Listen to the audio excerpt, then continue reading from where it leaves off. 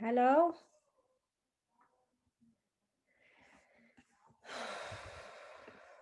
Hello. Okay, Hello. I'm the host now.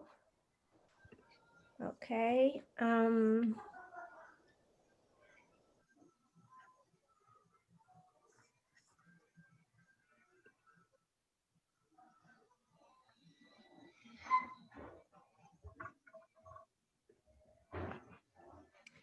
So we have a few more minutes. I mean, it's 4 more minutes to do this. I have to, Melanie, do you have the agenda? Can you share it? I can give you,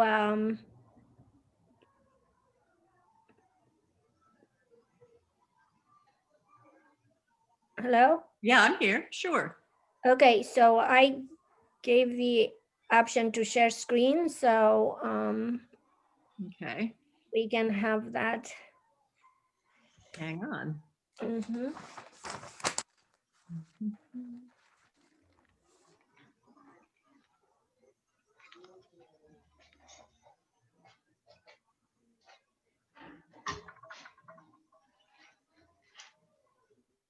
Great. Absolutely great.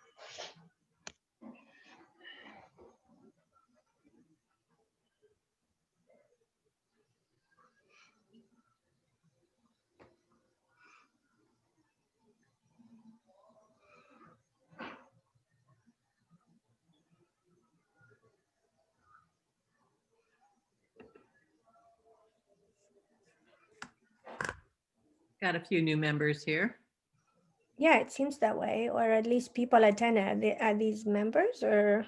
or a few new attendees, rather. Yeah. Well, we can ask if they want to become members or not, but.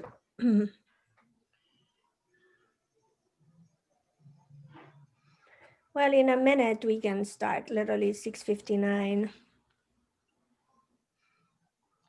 One non-political thing. Thank you everybody for voting on H so that mountain lions will have a much better habitat in Studio City. Thank you. Hmm. Sure, if Richard, you want to bring that up again under public comments, you're welcome. Yes. Okay, let's see. Yeah. Certainly happy to do it. Fantastic, thank you so much. Let me text Mira, she should be here.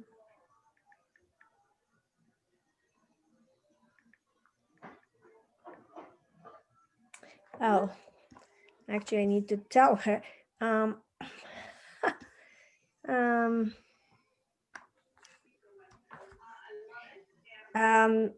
Melanie, can you lower a bit the part of the agenda so I can copy, so I can let Mira get on because she doesn't, okay, that's it, thank you, let me.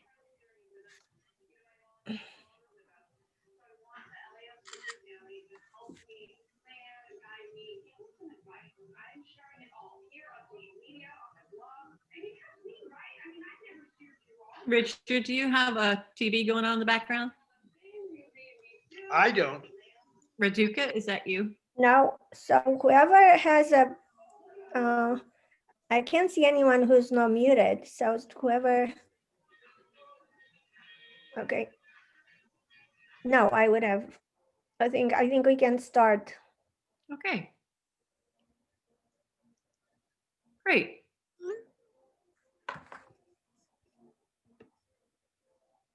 And whoever is coming a bit late, I'll let them in, so no problem.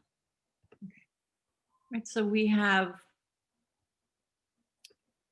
Raduca is here. Yes, Mira will come shortly. I just needed to send her the link. Richard is here. And Rose, Richard Niederberg. Randall was here, but he left. Rose is here, Rose is here, correct? and there's Mira.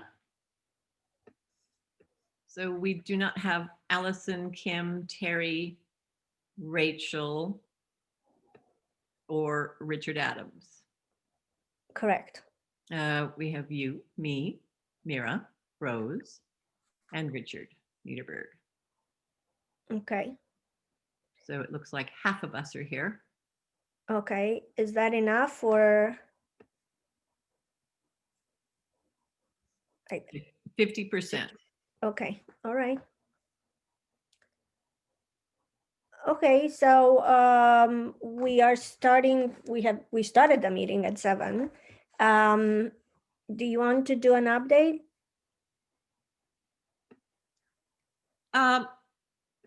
Goodness, well, we missed last month. It's good to be back with you guys. We're at 7 this month. We'll be back at 6:30 next month. Thanks for bearing with us. We have a few things to discuss on tonight's agenda. And that's Maisie. She always has a lot to say. Anything you want to bring up, Mira or Raduca? Well, I will bring up more during the when we discuss. Certainly, it's still like a learning curve for me. I am new chairing a committee. We encourage a lot. I mean, there's all kind of information that, and Melanie, do you think I should bring up what we have done up to now? Or we can do that at the update. Obviously, we have the updates. So now I guess that's it. Let's move on to public comments. Great. I would like to welcome the new participants, Ricky, Elizabeth, Jade. Do you want to introduce yourselves or say anything during public comment? That'd be great.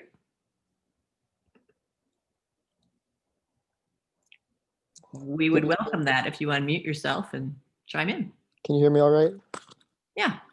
Hi, good evening. My name's Jade. I'm here with my classmates, Elizabeth and Ricky. We're from UC Davis. Some of us live down there, but I'm from San Jose myself. We're in a class on community and regional development, and we chose to come for your guys' meeting. So thanks for having us. Huh. Would you say it again? Your community and what development? Community and regional development, but I'm very interested in sustainability myself, and I know my my other group members are. So this is going to be a treat. UC Davis. And Ricky, Elizabeth, you're from here? No, I'm from San Francisco. This is Ricky, by the way. Hey, Ricky. I'm Elizabeth, and I'm from Studio City. I was born and raised. Yay. That's Awesome. fantastic. Okay. I have a comment, Jade. I don't know if actually, did you guys participate to some of our meetings when they were happening in person? I remember a couple of youngsters, I mean, well, young to me, who came to some of our board meetings. And I don't know why this seems familiar. Have you ever come, or this is totally your first time with us? This is my first time with you guys. Okay, It's so interesting. it might be other people that actually attended at the time. Okay, well, thank you for coming. This is exciting to have you with us. The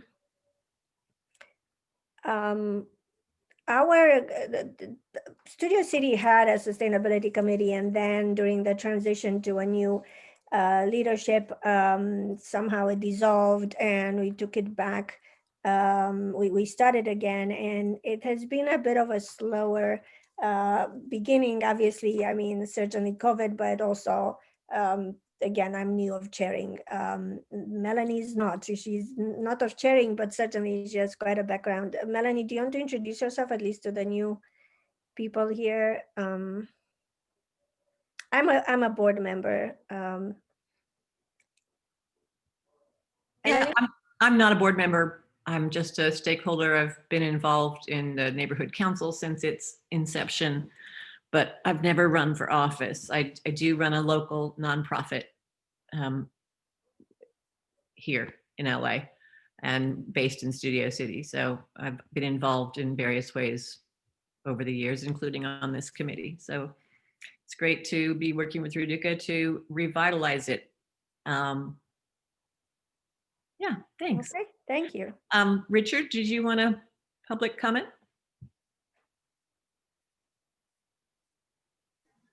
Yeah, This is Richard Niederberg. I'm the longest lasting or more senior, whatever you want to say, member of the neighborhood council. And my interest in sustainability, and I was involved before with the former leadership, is the sustainability of the flora and fauna in Studio City, with particular emphasis to the mountain lion kitties living near us. And yes, the proposition that just passed, Proposition H, will provide a better place for the animals to hang out, particularly the little mountain lion kitties. Thank you. Thank you. Any other public comments on non-agenda items?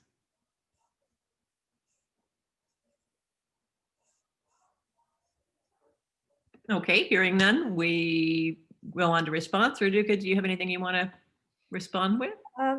Not really. I mean, there's not much to comment at this moment. I mean, some of the stuff that I could comment is just part of the updates that we're gonna give. So really, Right. no, we can move on. Okay, great. So we're going to start with the item number 5 is the update on the Studio City Slow Streets program. As some of you know, Studio City has an ongoing Slow Streets program in the Silver Triangle area. You can find it on Google Maps. So if you're looking for a way to get from point A to point B through Studio City, Google Maps will show you that the Silver Triangle has a number of slow streets located there, which is great for people who are looking for cut through routes. They will know up front that those are slow streets. Program's been up and running for a few months. We have had really tremendous response to it with our community survey that's out there. A lot of very positive comments. We've had about, I think it's 65 unique responses to the survey. And of those 65 individual unique responses, only one person said that they didn't like slow streets, and one person said they weren't sure yet. All the others were unanimous in their approval of the program. A lot of really great comments on why they liked it. One of the biggest, the volunteers have been doing a phenomenal job of keeping the signs up. The challenges that they've encountered have been, initially it was a little bit bumpy, but as it settled in, it's a pretty consistent challenge. The Laurel Terrace feels left out. Some of the comments have been that the program is terrific, but they really want it extended to Laurel Terrace, or at least to have some traffic calming measures that they've been asking for decades there. Initially, some of the signs got kind of consistently moved over to Laurel Terrace from the other streets. But that seems to have calmed down a bit. The signage is not as sturdy as we would like it to be, but we got some replacement pieces delivered last week, and so that's good. There's about a dozen volunteers in the Triangle who go out regularly on their walks or dog walks in the morning and the afternoon and check up on sign placement and put things back in place if they've gone out of place. And that's a tremendous commitment on everybody's behalf. So it's really been phenomenally well received. And I would love to hear from anybody else who's experienced and gone by the neighborhood to see it, what you think? I have Suraduka. I just want to add that there are 2 pending applications for slow streets for another area of Studio City called the Footbridge and Colfax Meadows next to Carpenter. I understand, Melanie, that basically the city has stopped or suspended any more application or processing applications because they are considering to making the program permanent. Is this why they put a bit of a stop to processing the applications? Yes, my understanding is they had a limited amount of funding for this first round, and they were trying to spread it around across all the council districts and meet a lot of pressing needs. We're fortunate to have been selected. We're not an underserved community, so I'm grateful that we have at least one Slow Streets program. The hope is that this can expand in future, and we will get to, we have an item coming up, item 8, to talk about the Councilmember Ryu's motion to make Slow Streets program permanent. Mm-hmm. Yeah, I got different really positive feedbacks from people, but as a stakeholder, not as a board member. So anyone wants to ask questions, or this is our update for Slow Streets. Okay. I'll ask if the young students have, are you familiar with Slow Streets? No. Okay, would you mind explaining a little more? Sure. Thank you. Sure. So a lot of cities across the world, when the pandemic hit, started implementing measures to increase opportunities for people to bike and walk and scoot. Some cities like Paris just went full out and created miles and miles of bike lanes. Others, on the other end of the spectrum, Los Angeles implemented a pilot program where they provided, they set out a series of applications for communities to apply. They let people know what streets were available to become slow streets, and they provided communities who were selected with plastic triangular barriers and some signage that they could set up as long as some organization took responsibility and community members volunteered to look out for them. So what we have is a program where we have little plastic barriers that are set up on certain streets that notify people that it's a slow street, where pedestrians and bicyclists are prioritized, and so they must slow down. That allows people to freely bicycle and walk, and for me, I get to use my wheelchair without having to worry about sidewalks that are not passable. So it has resulted in a significant slowdown in cut-through traffic, and it has opened streets up for multimodal transit. Does that explain it? That does. Thank you so much. And it reminded me, I enjoy cycling a lot around where I live and through San Jose, and there is a big problem with cars just going so close right by you. So that's very interesting. Thank you. Yeah, sure. Okay, if there's no other questions on this, we can move on. No questions. I just wish it was as effective as kind of slowing down all the people using Waze. That causes part of the problem also. That's a good point. I don't know if the program is on Waze. I could reach out to the network and ask. I know it does show up if people use Google Maps, but I can reach out and ask and see if Waze has captured the triangle and other slow streets as slow streets. Well, I think Richard's comment was more, Melanie, that he wishes people that use Waze will slow down, not necessarily if it is part of Waze, although I don't know if it is either. Well, I think if it was on Waze, then Waze would not direct people to take that route. Interesting. Yeah. Well, that's very good point. So I'll check into that, Richard. Thanks for raising it.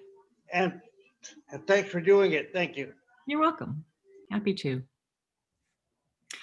Okay, let's move on to item 6. Item 6 is an update on the discussions we were having with LA Compost regarding establishing a community compost hub here in Studio City, possibly at the farmers market. So LA Compost is a nonprofit organization that has been around for several years. They help communities get and individuals get composting going throughout the city. They've grown over the last few years, and they have several different kinds of avenues for communities and individuals to get composting going. One of the ways that was starting to build before the pandemic, with the support of the mayor's office and the city, was partnerships with farmers markets. This is something I saw beginning in New York City about, 8 years ago, where people come to the farmers market to shop and they can bring their food waste with them from the previous week and drop it off in a bin. And there are folks there at the booth at the farmers market who oversee it. And then that food waste is then taken and processed into compost at another site. In New York City, I believe there's some reciprocity there where you can drop off your food waste and you can also arrange to get some compost if you need it at home in your garden. Here in Los Angeles, it's just being processed at an offsite facility and then being offered to community gardens or school gardens or other open spaces that might need it. So we reached out to LA Compost to see what we would need to get one going in Studio City. And one of the things that we would need to have is a processing site within a 5-mile radius. And the processing site has several specific needs, site characteristics that we would need to have. The easy part would be, having a location here where people could drop off their food waste. The harder part is finding that processing site nearby. So Raduca had been reaching out to the council office to see if they had any ideas. She and I have brainstormed a bit about other possible locations, Bridges Academy, Tree People. She's going to reach out to Unitarian Church. And then discuss it with some other city departments. And this, again, it sort of rolls into our next agenda item as well. It's a high priority for the mayor's office in the city. Expanding the number of compost sites in the city is a goal in our sustainability plan, or what they're calling our Green New Deal. So our next item, we'll talk about Koretz's motion to encourage other city departments to start getting actively involved in helping to support and facilitate this. But we wanted to start discussions on this early on and see what we would need to have and what our options are. It's something that's been brought up off and on over the past 3 years at various sustainability committee meetings. So we wanted to see what we would need to do to start identifying locations and how to move this thing forward. Given the pandemic and how slow things move, we're just still in the early phases, but I think both Raduca and I are going to continue to explore what our options are. Yeah, I'm personally deeply committed to this. And certainly I would invite anyone who wants to be part of this process to participate. I think, committees, part of the neighborhood council, are not for just a handful of people to go through their own agendas, but rather to engage the stakeholders in an active participation. So please, anyone who wants to make calls, who wants to do some mild research, however amount of time they want to dedicate, it is about, implementing programs in our communities that ultimately we all going to benefit from. It's lining up with the wishes of the mayor's office, and a lot of resources are put in it. But it does take local communities to be actively involved. So please, whoever wants to do that, please speak up now or after this meeting, but you know where to find us. Okay, moving on to item 7. So Councilmember Koretz passed a motion recently to develop a healthy soil strategy for the city. And this again aligns with the sustainability plan. And this has been, I think it was passed pretty recently. But I can, if you want, I don't know, you probably can't read it even if I share screen, but because this is kind of small type when you try to do this. But the city sustainability plan does commit to piloting healthy soil projects, in particular compost, but others that can help the city rebuild healthy soil. And the healthy soil, as I'm sure our guests here are aware, means increased carbon sequestration, and it's good for hanging on to rainwater and supports biodiversity. Healthy soils are a fundamental building block for a livable climate. We need these microbes and healthy soils in not only our landscapes, but also our parks and our medians and other bare landscape city property. So the Green New Deal sustainability plan commits to developing an overall healthy soil strategy for the city. And they're looking for an advisory panel from universities and trying to move this forward in a more concrete way, as opposed to just a goal in the plan. LA Compost is mentioned in the motion as being critical to this effort. And so the city is looking to, this motion asks the city to direct LA Sanitation and other city departments to support urban agriculture, compost programs, all these things to try to meet the city's plan goals.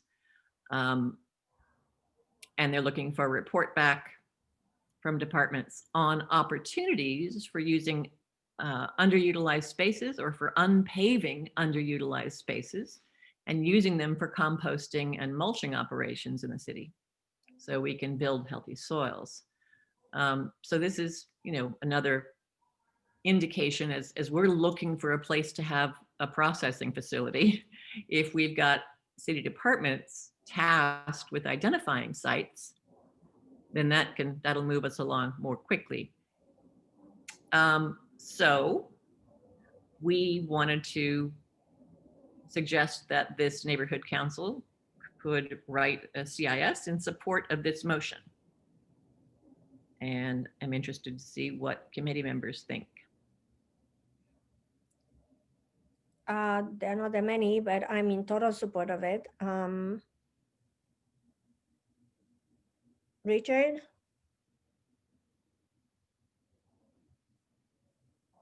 Richard or Rose? Correct. I'm in favor of CIS. It certainly can't hurt, and it might help. Okay. Yeah, I feel the same. I'm just trying to think about places around here, though, that, could be made that. I mean, I'm so opposed to this artificial green everywhere, the green grass that is just Correct. plastic. And I was just thinking about the sides of sidewalks. It's such a pity that outside where you live, the sidewalk belongs, or is a responsibility of the person who lives there instead of the council, of the county. And there's any way of kind of, encouraging people not to use that awful plastic stuff. Yeah, that's a separate issue, but yeah, it does come to bear on healthy soils. Randy?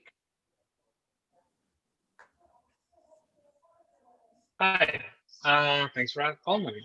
Yeah, personally, I support the idea. I think it's you see even in new construction today, oftentimes after they tear down a house, a lot of developers end up trucking in tons of, well, first they truck out old soil and they truck in healthy soil, which just all the more so goes to the point that we don't have a culture of healthy soils. So yeah, so I mean, I would support that. Great. Thanks. Melanie, I have a question. Mhm. Did you hear anywhere that the roofs of buildings can be used for, I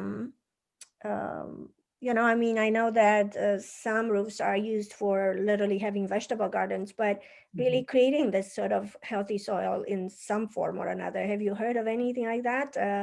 I can recall where I heard that actually even buses, some buses will have a green cover, so to protect from heat. Have you heard anything about roofs though? I haven't. Okay. I think, we have a lot of paved and underutilized land in the city, though. Oh, okay, we do. A Okay. fair amount of it is owned by the city as well. And I think that's where they're going to start. Got it. Okay. But, all communities have lots of areas that are not well utilized. I, was watching this morning the little green space near the farmers, along the farmers market there, that's used often for places for tables for people to sit pre-COVID. Mhm. It's mostly, sort of a little green, kind of a green, I'm not going to say lawn, but it's a little bit of a green grass, and there are some pine trees there.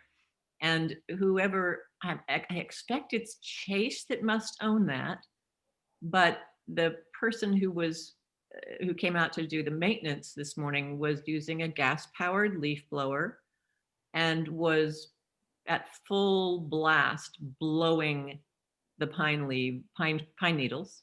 And this is not very large space, in order to put them into a pile and take them away. And as a result, a massive cloud of dirt and dust was up in the air.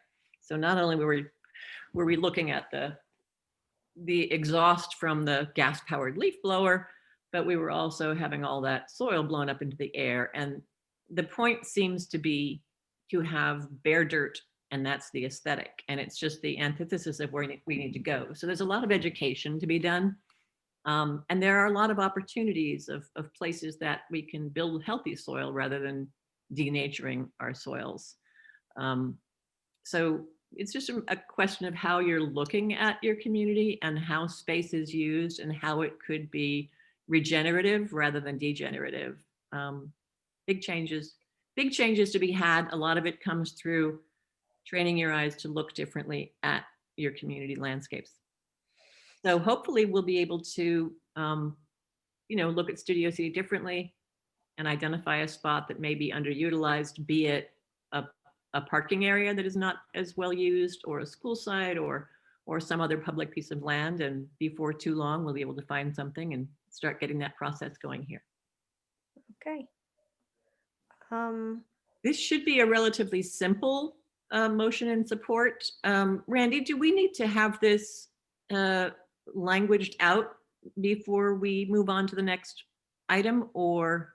Yeah, so typically in a committee environment is when you would like hash out what the exact verbiage is for the motion, and it can be, and and Richard can certainly speak to this. The language can be very simple. We encourage, we the Studio City Neighborhood Council support X, or urge Councilman Krikorian to join us in. So whatever the language is, you form it in committee. That's what everyone votes on.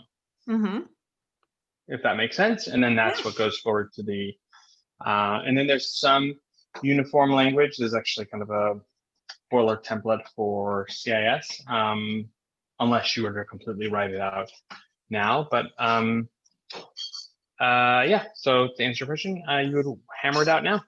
Okay, great. So does anybody want to chime in on that? No other neighborhood councils have submitted a CIS on this to date, so we would be the first. But, so this is, I can start with Studio City Neighborhood Council, supports council file 201225.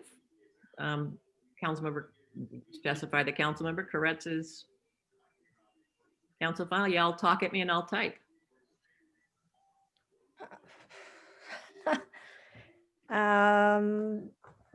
To be honest, I'm not the person to do that, just because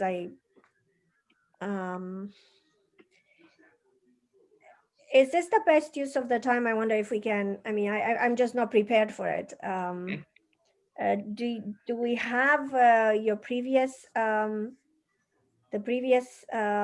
language for previous CISs that we've done, that we can basically, like the template that Randy was talking about? I don't know what that is, that we can just use, or So part of the language it's used, so when I refer to a template, some of it's just literally the framing. But in terms of expediency, or at least for writing the kind of the crux of the motion, you would want to, you could even pull language from the original council members, I believe it's Koretz, correct? Pulling from his motion.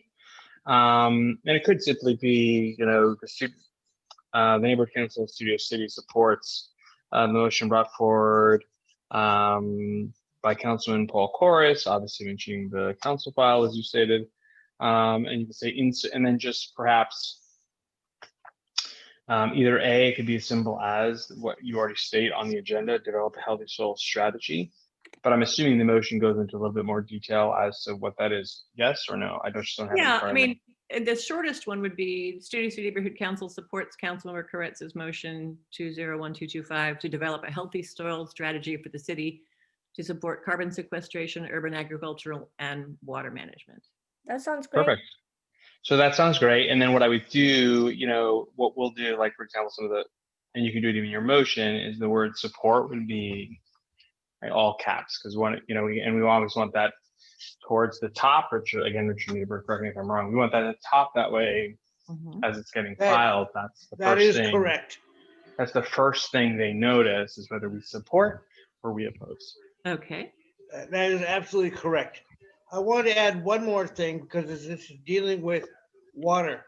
If we had, it'd be great if somehow we could encourage permeable sidewalks so the water can get back in the soil and this better soil.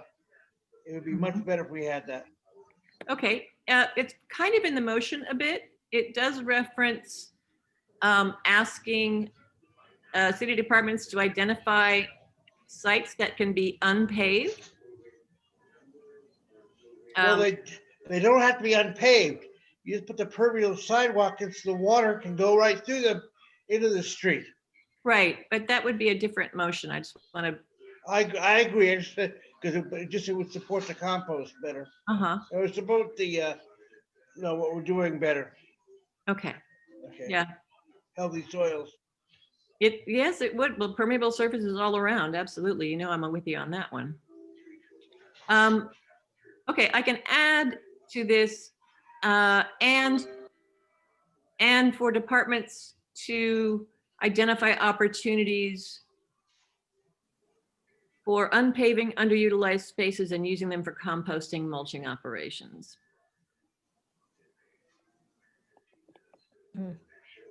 Because that's in the motion. Okay, then let's do that. Okay. Can you read it again? Are we going to vote on this? Yes. Okay. Okay. Hang on. All right. So the Studio City Neighborhood Council supports Councilmember Koretz's motion 201225 to develop a healthy soil strategy for the city to support carbon sequestration, urban agriculture, and water management. We also support, or just, it's going to be a long run-on sentence, but And encouraging city departments to identify opportunities to unpave and utilize properties for composting and mulching sites. That sounds good to me. I mean, it is long, but Yeah, I'm gonna have to make it better English. Also, if it was too long, you really don't need to have correct his name in there. It's lovely that you want to give him a stroke, but it doesn't help the CIS motion. Okay, just supports motion 201225. Yeah, Okay. The city to support carbon sequestration, urban agriculture, and water management, and to encourage city departments to identify opportunities to unpave, how does it say? Unpave, underutilized spaces and use them for composting, mulching operations. mm, Okay. okay, all right. Well, I mean, can you read it one more time? Sure. I think it sounds like better English now. Yeah, it is. When you The Studio City Neighborhood Council supports motion 201225 to develop a healthy soil strategy for the city to support carbon sequestration, urban agriculture, and water management, and to encourage city departments to identify opportunities to unpave underutilized spaces and utilize them for compost and mulching operations. very good. Good? sounds good. Awesome. Sounds good. Yeah, All right, so shall we vote? I would say yes. I second that. I don't know if I need to second it, but yes. Yes, second and yes. Yes, Yes. and yes. Okay, we've got a second and a yes. Yes, And and I vote for it. yes says Rose. Randy? Yes. Okay, I also say yes, so we've got a unanimous. Yeah, Reduca says yes also. Reducus says yes, and Maisie, hush. Already Maisie says did. yes. Even Dog says yes. Yeah, Yes. and Mira? Yeah, Mira's not, she's not 18. I mean, Oh, she, that's right. Oh, I'm so Yeah. sorry. Right, I mean, I wish, but not just yet. Okay, yeah, not Right. just yet. so we've got 1, 2, 3, 4, 5, 6 votes yes. Fantastic. Okay, terrific. Okay, Move on to the Four. next one. fourth worst to the president. Okay, oh, we got somebody else joining us. Rachel, hey Rachel, good. Okay, so on to the next one. So this next one harks back to our earlier discussion on slow streets. Councilman Ryu proposed a motion to explore options for making the slow streets program permanent. I don't know if you all have had the opportunity to click on the link and find that motion, but this has been moving pretty well through council. The motion basically was to encourage the Department of Transportation to work with the CLA and the city attorney and Streets LA to look at the feasibility of developing a permanent slow street network. And so they would look at program structure, eligibility criteria, staffing needs, and a plan to enable interested neighborhoods to implement these in their communities. They also note that they may have to look at some vehicle codes and things like that, but he wants to move that forward. There was a addendum to that went through council and was approved. So they looked at the fiscal impact, and the summary is that they are considering, well, just as background, they had 427 applications and they implemented about 50 miles of slow streets in 30 neighborhoods, so 2 per council district. And they want to pause and evaluate, but they have gotten feedback that it would be very much appreciated to have permanent signage. So they have recommended DOT to work with program sponsors to choose between replacing the plastic barricades with striping and metal signs, something more permanent. That would advise drivers to travel slower, to replace the plastic barricades with larger and more durable temporary barricades with better signage, possibility of closing the streets to through traffic, and then or removing some barricades within a given slow street area. So they're working with different slow streets, communities that have slow streets to get input. And so far from what we've seen, communities are advocating for striping, some simple striping, and metal signs rather than the plastic barricades. There have been some examples of those metal signs that are used in other communities to slow traffic and calm traffic. And this would relieve all the volunteers in the communities from having to constantly go out and put them back in place and replace signage. So this is what we're talking about today, looking at the possibility of filing a CIS in support of Councilmember Ryu's motion and addendum to explore options for making the Slow Streets program permanent. Question? Yes. It would be very nice if this passes, and I assume it will, we can get the Adam Nazarian to make it part of the vehicle code. It'd be like a 1-sentence motion to have a picture of the sign, and that's now also, so it counts in the vehicle code. They'll Yes. figure out what the fine is. We don't have to. Just Yeah, as long as it, that's in the motion, is to work with the state to make any necessary adaptations to the vehicle code. well, no, I was talking about basically just having a CIS to, or equivalent to Mr. Nazarian Ah, to make the request. I see. Somebody's got to get it started. I see. Well, it's in the council file, if that helps. Doesn't help. They don't talk to each other. Somebody's got to tell the state people to say, okay, DMV or vehicle code or whatever it is, Mm-hmm. make this on, there's a big, huge folder of files Uh-huh. of every sign known to man. Right. When I was on the bench, basically, I used to have one so we could say, okay, what was violated here? And it'd be just adding one more image to the books, having all the prohibited stuff. Right. So I think that's CBC 21101, State Vehicle Code.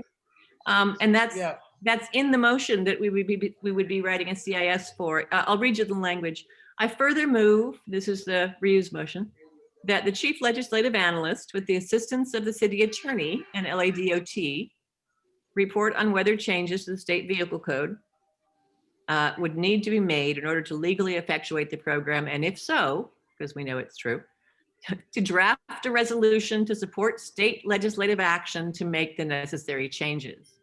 So I think what you're identifying is exactly this, and we can highlight that in our CIS. I just want Nazarian to carry the motion I see. to Okay. the assembly. That's, that's where Yeah. things start. Okay. So do we want to do a CIS to the city on this motion and then a letter to Nazarian? Is that Yeah, what you're proposing?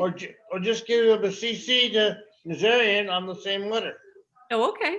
Because you don't want him to feel like he's been sideswiped or pulled out of the program. We want to basically make sure he's part of the program so he'll support it. Uh-huh. That's it. Yeah, CCing it would be great. Would be an easier. Yeah. Also, of course, Mr. Rule basically is not in office anymore, so make sure his name's not in it. Well, we won't mention his name. We'll mention the motion. It was seconded by Mitch O'Farrell, and I'm fairly Right. certain that his successor will be supportive of Slow Streets continuing. Okay, thank you. And I Right. think since this is passed through council, it's in the process going through full council already, it won't matter. Randy? Oh. Did you have comment?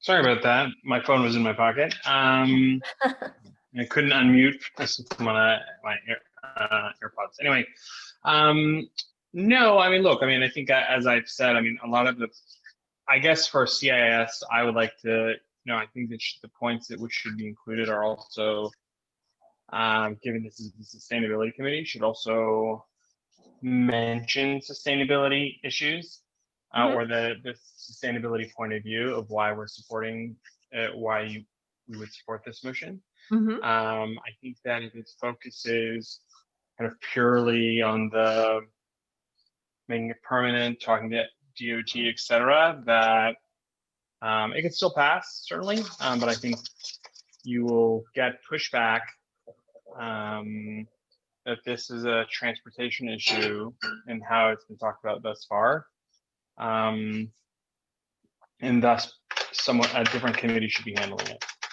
So I support the idea. I just think we should also include language that is clearly saying this is from a sustainability point of view, if that makes sense. Well, yeah, it obviously is. Most transportation decisions moving forward are going to be sustainability issues, whether it be for carbon emissions or public health or both. All of our transportation choices are going to impact our greenhouse gas emissions and public health, especially in a time of COVID. It's not only giving people options for recreation, but it also, if it reduces traffic in a community, then it reduces pollutants in a community, and that improves public health and reduces GHG emissions. So both of those are sustainability issues. So do we have to you want to include, help language that for us, Randy?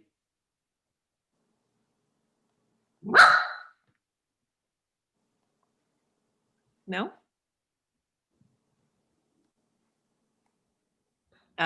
Anybody else have comments? I'm not quite clear what he wants us to do, to include all that explanation in the motion? I mean, we are just in support of the motion. Do we need to include it in our language to explain ourselves why we're dealing? Hi, with hello, this? hi, here I'm back. Hi, Sorry. Randy. So do you need to include all of that language? I think that it should be, listen, if not in the motion, I think you should be clear when presenting the motion that you're looking at this from a sustainability point of view. Melanie, I understand your point. Well taken. Obviously, everything touches sustainability. Nevertheless, at the moment, the sustainability issue is being managed, or through the lens for the city anyway, of transportation. We have a transportation committee, and so I know, I'm saying this because I know we will get objection. And I'm not. Yep, you've gone mute again. Oh, so Randy, I wonder if we can, Melanie, table this and invite Barry to create a collaboration for this motion. Does this happen to happen right away, Melanie, or we can literally write a note to Barry and invite him to collaborate on this with us, and that way we don't have to be defensive while we're taking it, because we're inviting, it's going to be Right. obviously from both directions, and we are Sure. not excluding them because they're welcome to. Sure. We should make an official request. Sure. I think what I'd like is, since the Hi, state. sorry about that. I think I cut off. You hear me now? did. You Oh, did. you did, yeah. I apologize. I'm just thinking in terms of, because I know that there will be objections from some stakeholders about process. So and yes, I agree, everything touches sustainability. Nevertheless, if not in the motion, just simply say when it's explained that you're coming to this from a sustainability point of view, if that makes And how sense. do we do that, Randy? We understand your point, well taken, like it's very important, but how do we present it? Should we invite Barry to co-author this motion? Should we? Well, sure, that's a great, two things. Certainly, Barry would be more than happy to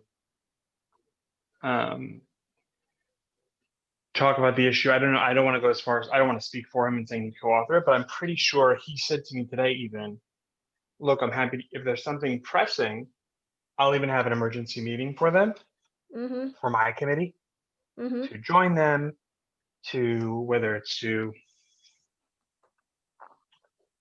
discuss editing, whatever it might be.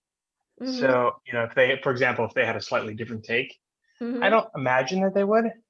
Being that I think I really need to jump in. I'm just, what I don't want is a continuation of the chaos that has attended sustainability motions so far.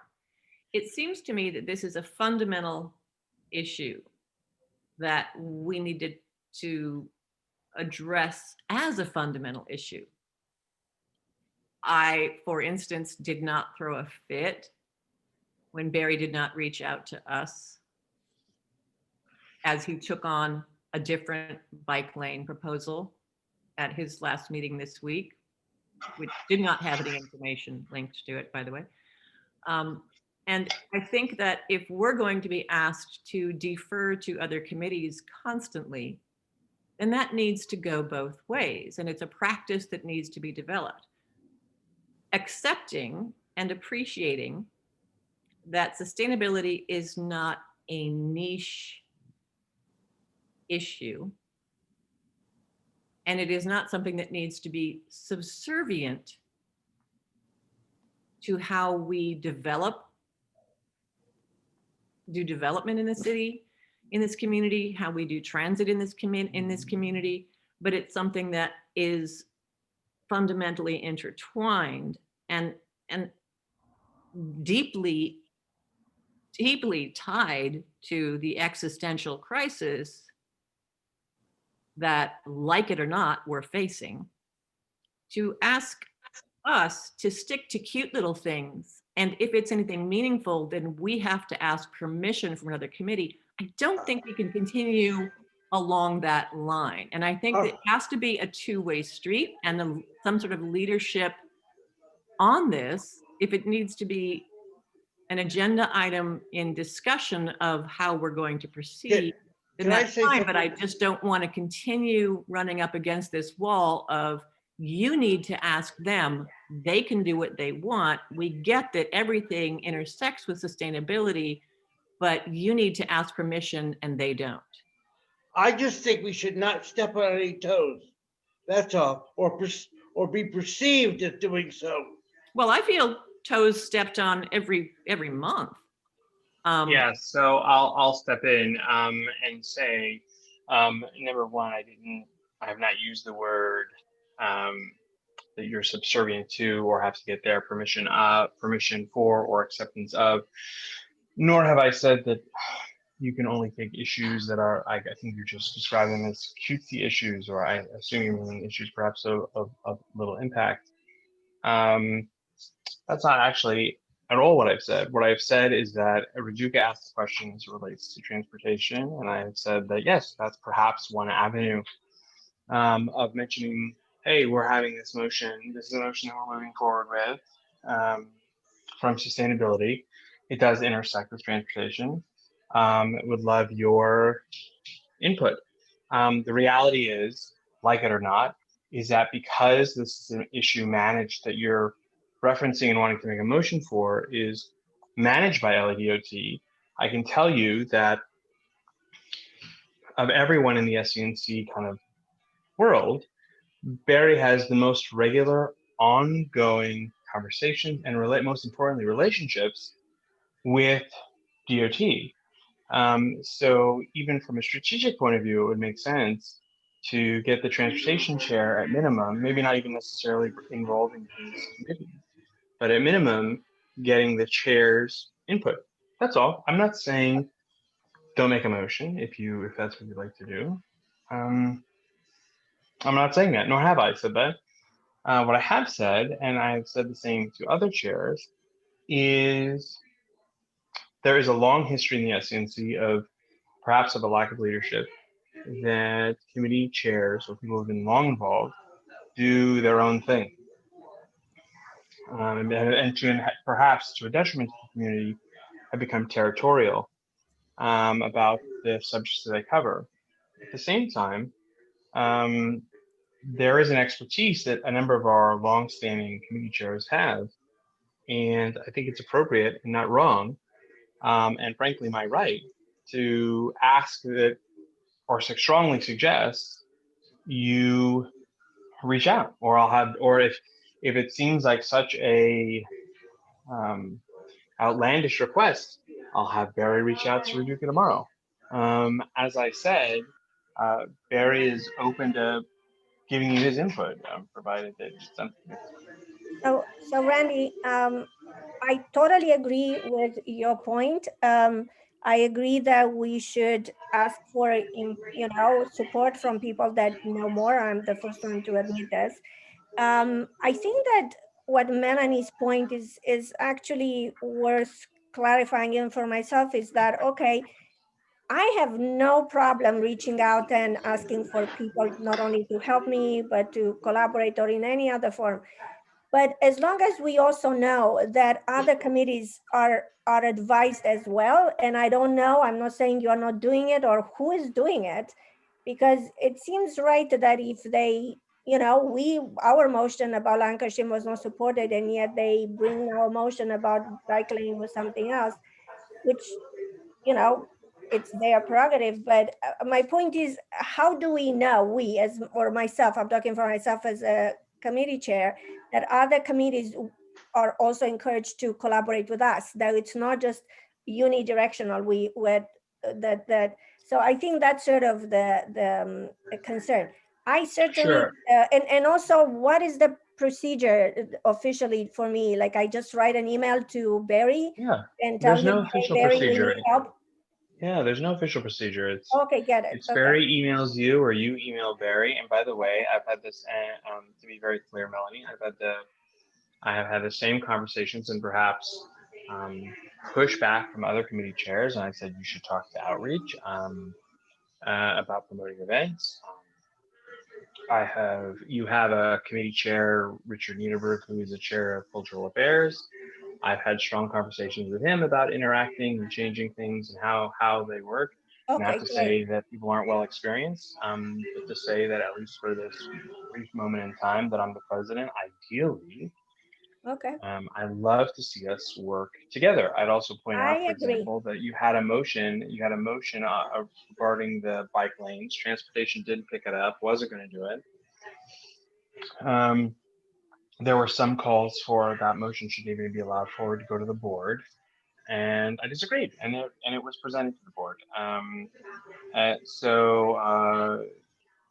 Again, I'm not telling you not to make a motion. I'm not telling you that you're subservient to other committees.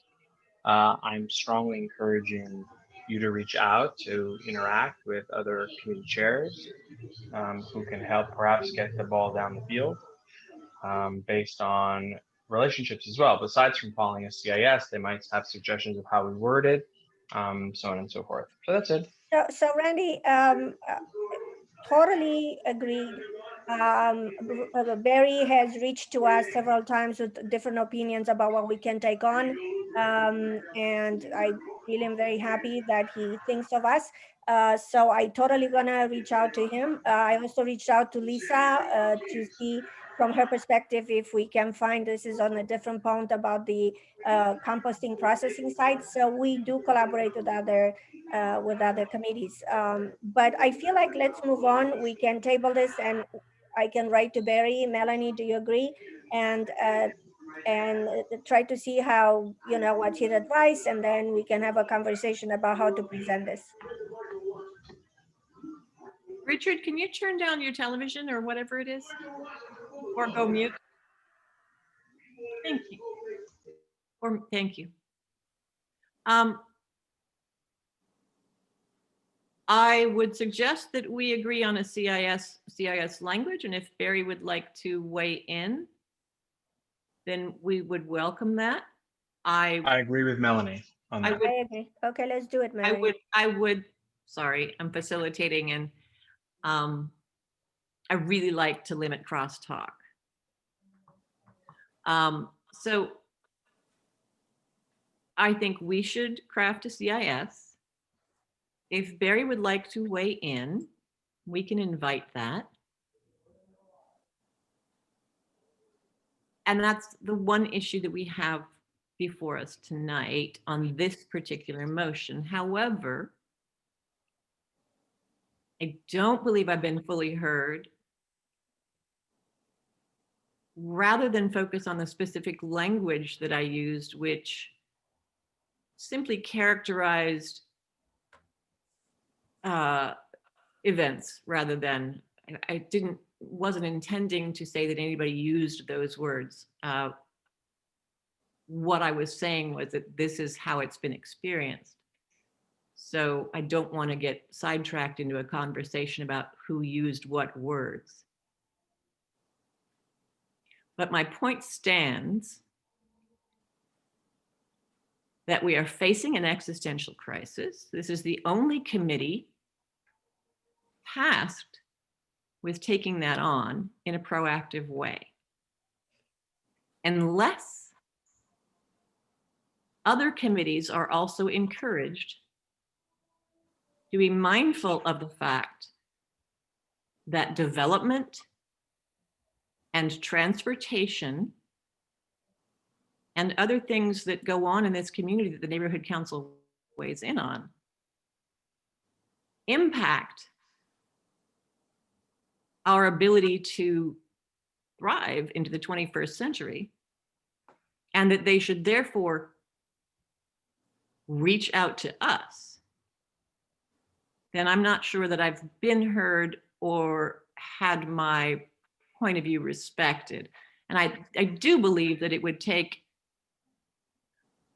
a conversation at the board level or with other committees about that issue and how to proceed moving forward. If we're going to have sustainability and resilience, we have to be mindful of how these things impact that. And that may be a conversation that has to be had. I do feel that the way it's been presented has been rather hierarchical.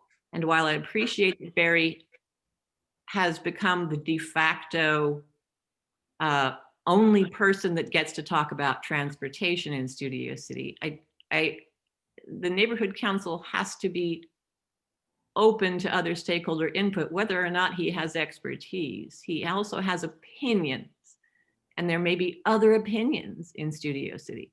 My expertise is also equally, if not more deep than his in other areas, and it's deserving of respect as well. I don't want to be continually told that certain people who've been in the community as long as I have to be kowtowed to, and I don't, without hearing reciprocity, because it is about the climate crisis and about our quality of life and about our public health.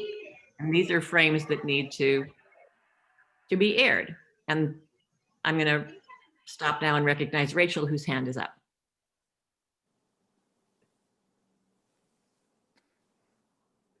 Rachel, did you want to?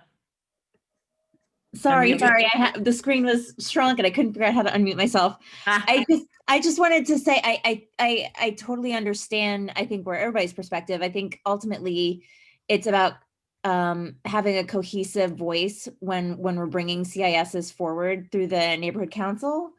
And I totally agree that whenever, I think sustainability, the committee itself has been touch and go sometimes. And so I think people, that's not the first impulse, is like, does this pertain to sustainability as well? Oh, I need to include them, or ask them, hey, we're going to bring this at on our next agenda, and vice versa. I think it's just people just need to get acclimated that we need to be informing each other when something comes forward that pertains to another committee as well. For example, like there was a transportation issue about racing on Ventura, and Barry had emailed me saying, "Hey, can you join this meeting?" And I wouldn't have even. I admittedly don't read every single committee's agenda, so I don't necessarily know what everybody's working on. So it's nice to get those kind of like heads up, and that's all. That's just my 2 cents. Yeah, can I? Yeah, go right Yeah. ahead, Rivka. So what I hear Randy say is that he is doing it, meaning he has spoken with chairs of other committees to encourage them to reach across to other committees. So I do understand that he can encourage, but he cannot impose people to do that. And I guess it's on us too to have more dialogue with the other chairs. And I will, like, again, personally, I received quite a couple of emails from Barry on different issues and I thank him for it. So I will take on upon myself to have more dialogue with Barry and actually involve him and say, hey, this could potentially touch on transportation. Do you have a word in it? I don't see any problem, and maybe that way we will have less of a feeling that we are that our opinions come second to somebody else's. And that being said, can we make a decision on this? Are we tabling it and we can engage Barry with it, or we can come up with the language you said, and let's come up with the language. I'd like to interject if I can. Go ahead, Richard. Transportation and land use do talk to each other. Barry goes to every land use meeting, even though he's not on the committee. But the same thing dealing with parking and traffic. Because everything we're dealing with, when somebody wants to put a liquor store in, we don't care about the liquor. We care about how many more cars, traffic, etc. So I'm saying is there already is a crossover in that way. Thank you. Thanks, Richard. I think we need to foster it then in not only Barry, but in others with respect to a recognition that those issues also impact sustainability. I know that Barry has sent along things like trees, if it's got to do with trees and things like that, but I don't think there's an understanding that transportation also impacts sustainability. I don't think he is motivated to reach out to sustainability. But maybe that's on us to Paducah. Yeah. Let's all practice not doing crosstalk. It's a hard practice, I know. And I'll finish the sentence. I think it's something that we all have to get better at doing, and I'm hoping that Randy can help everybody get better at doing that. Thanks, Raduca. That being said, I also feel like, to come back to point 7, land use committee, we could write to Lisa as well and see if she has any thought of that, because wouldn't that be also a good practice to involve Lisa in the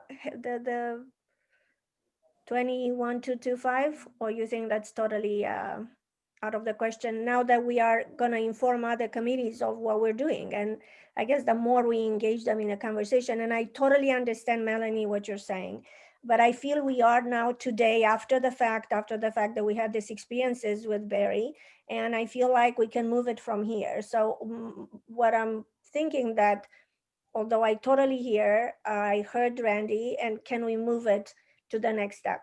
That's all I'm actually asking.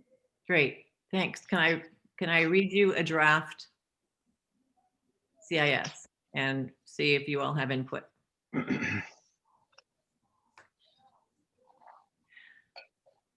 Yes? Yes. Good.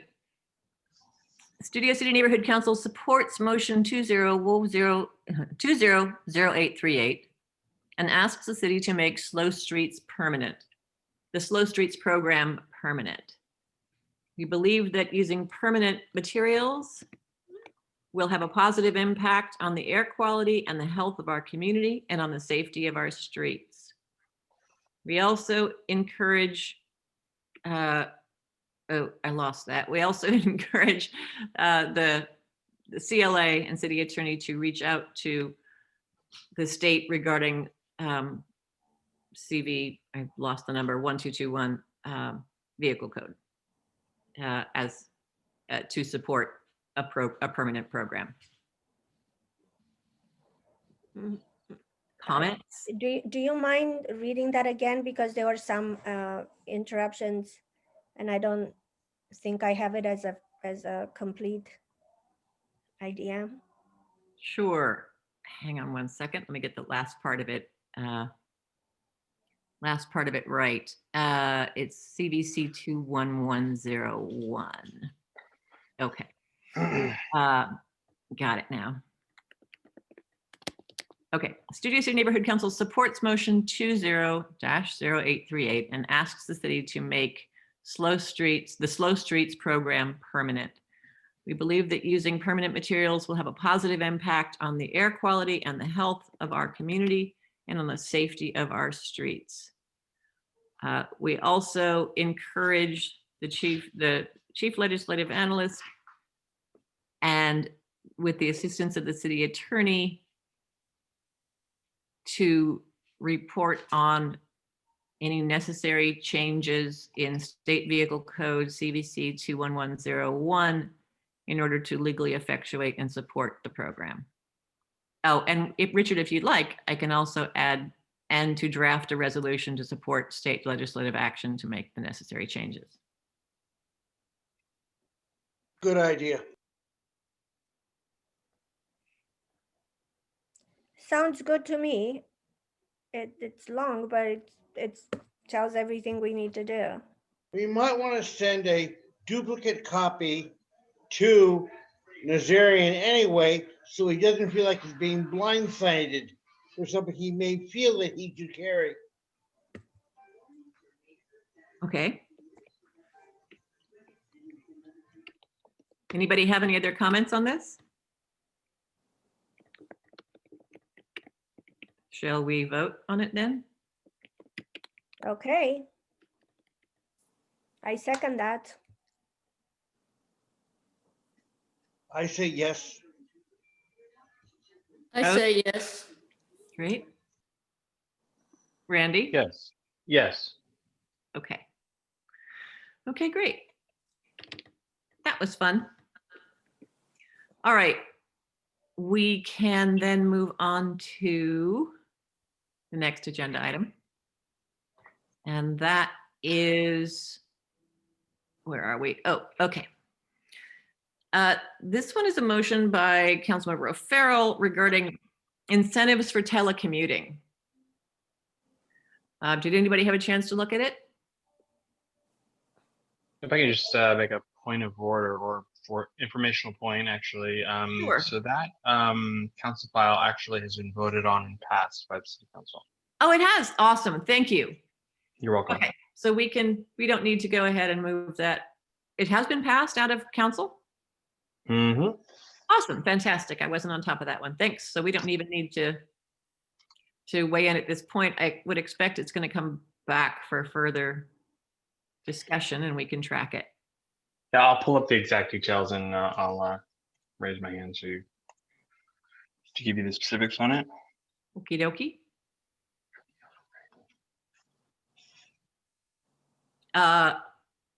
So we'll put a pin in that for now and can move on to motion 200492. Has anybody had a chance to look at that one? Okay. So this is a little bit wonky, but insurance is becoming a very critical topic under climate change. And there is concern among the city that some insurers, so insurance companies, are still underwriting fossil fuel projects that continue to contribute to our risk of fire, heat, and flood.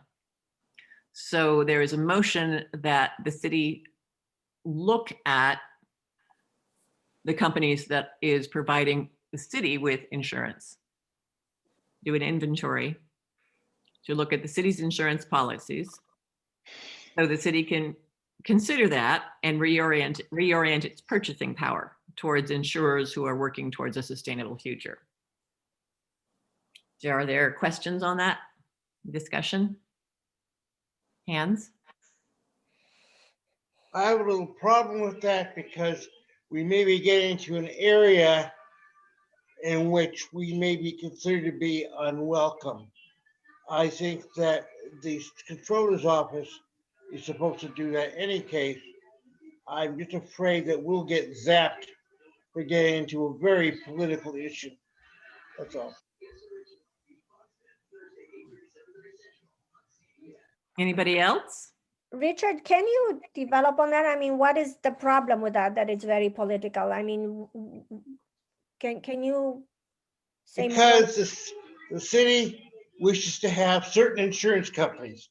For example, when you do a public event, they require you to go to a particular insurer if you have your public event, like a birthday in the park or who knows what. So I'm saying is they've already laid out their way. Certain insurance companies give a kickback to the city for the business.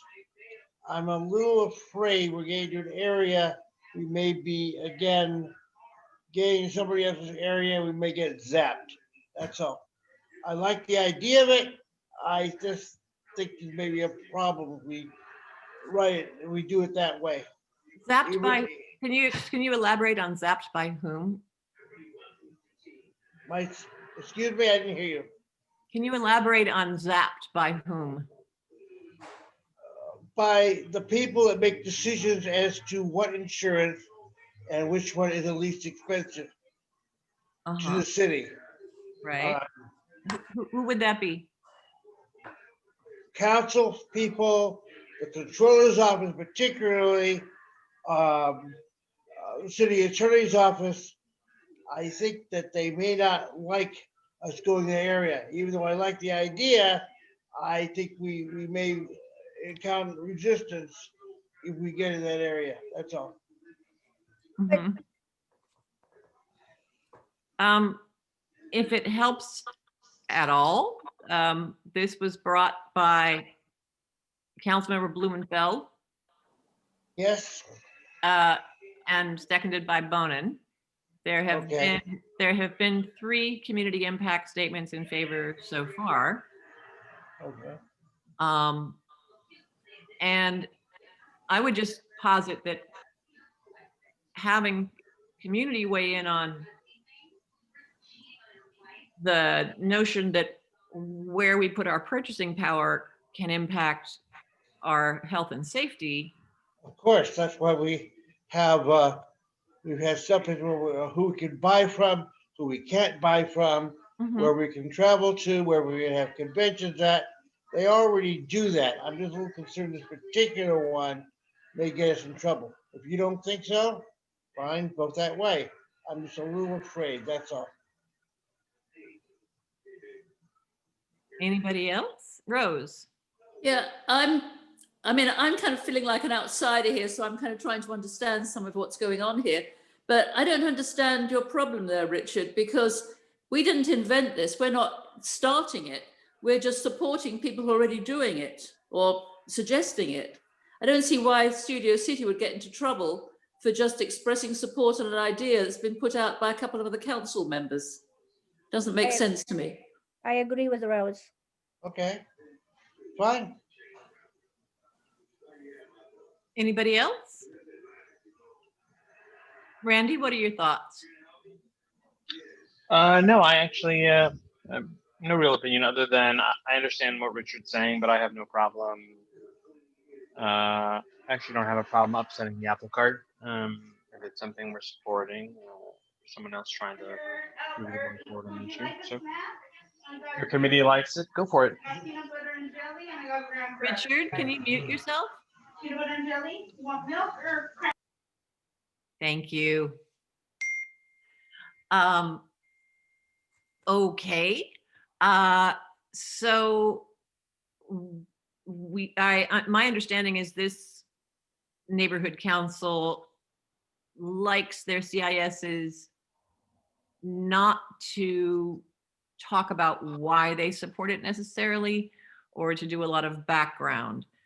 Some of the CISs that are out there on this already give the context on climate change and why this would be an important issue. But my sense is that we would get slapped for doing something like that.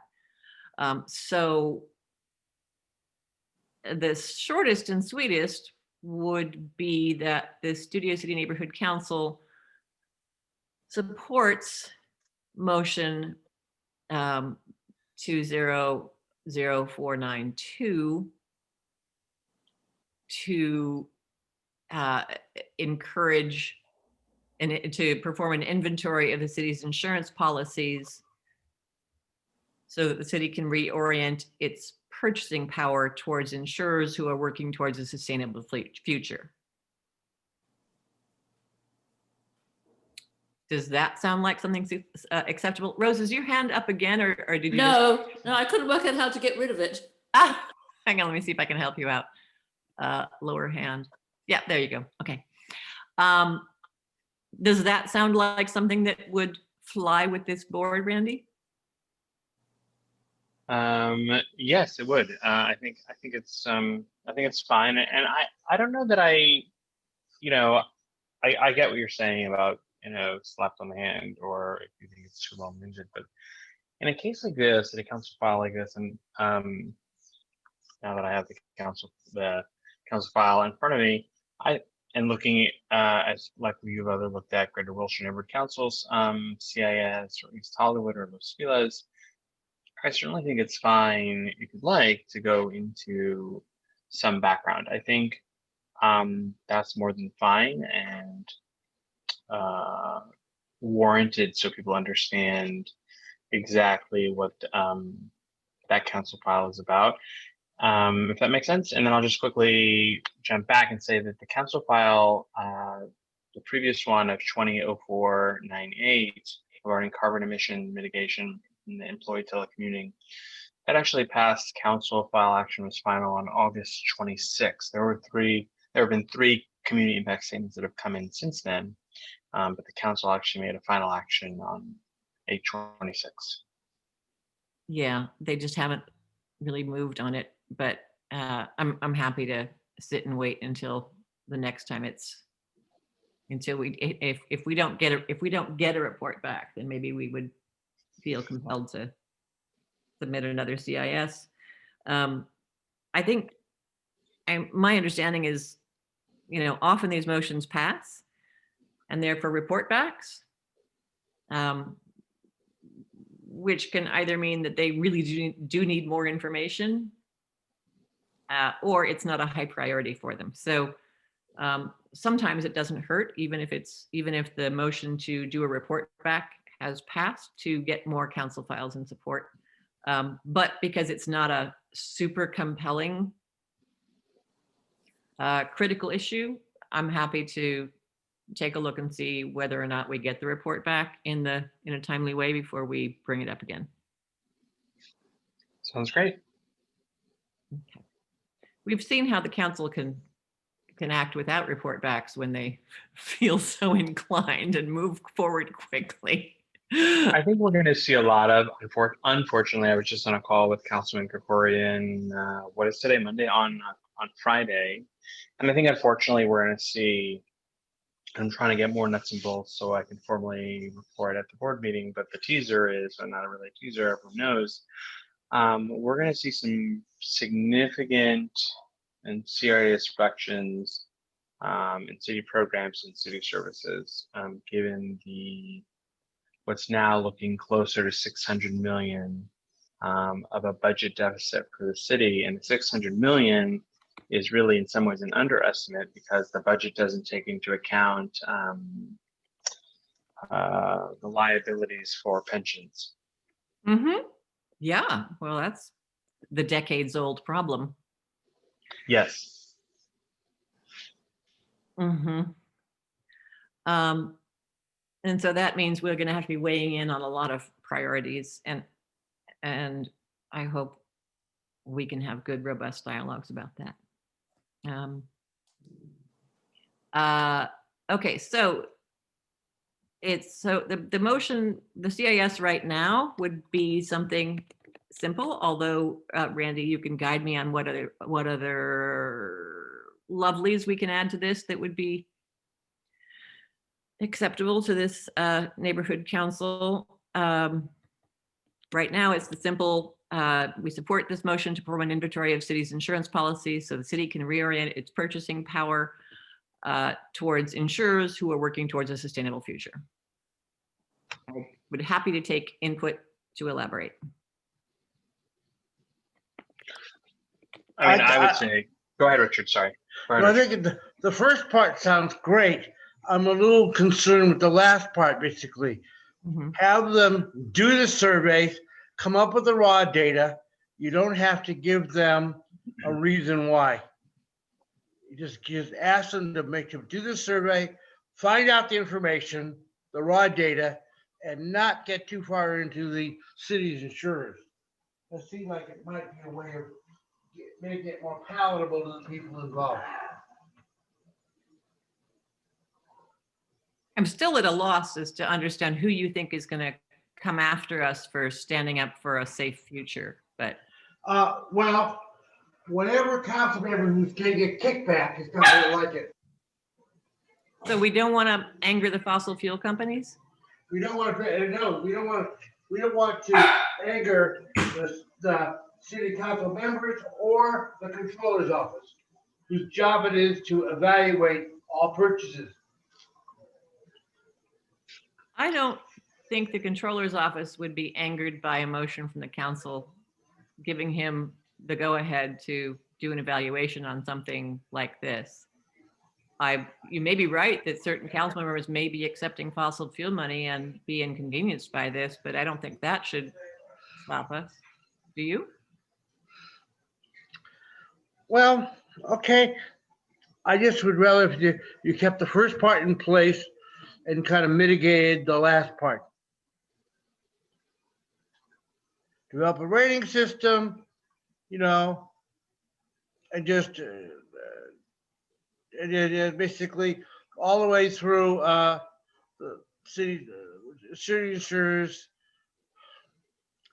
Well, do what you want to do. I really feel a little concerned about it, but do what you want to do. Well, right now it says we support the motion to perform an inventory of the city's insurance policies. That's good. And then you wanted it to say what after that? Very little after that, actually, insurance companies. There's insurance companies who involved with some, how do I say it, basically? So let me offer one. So perform an inventory of the city's insurance policies to identify insurers working for a sustainable future. That's fine with me. That's great with me. Okay. That's fine. Okay. Anybody else have a problem with that? Randy, do you think the board will understand this? I'll take the first part of your question. I'll take the first general question first, as I think it's an easier answer. I respectfully disagree with Richard.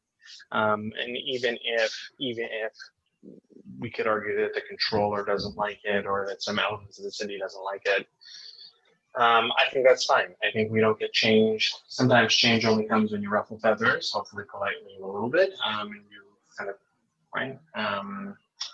And number two, I think that will the board get it? I think that's a great question. I think that's the board is obviously capable of getting it. Whether they put in the energy at that point to review, I can only say that I hope so. I will say that, of course, as I promised at the last meeting, I said to review that sustainability is first at bat, if you will, at the next board meeting, not last. So hopefully everyone will be bright-eyed and bushy-tailed and open for the presentation and discussion. But I think you should go ahead, and I think that the first sentence is great. But if you want to add something more, you can. And if you don't, that's fine too. I like the language up to now, Melanie. Do you want to read it again and let's vote for it unless somebody else? Sure. The Studio City Neighborhood Council supports motion 200492 to perform an inventory of the city's insurance policies so that the city can identify and reorient its purchasing power towards insurers working for a sustainable future. Could you have consider rather than reorient? Consider its purchasing power. No. Reorient is telling them to do something that I don't think they want to hear. There's another word that can put in there, which is more like evaluate.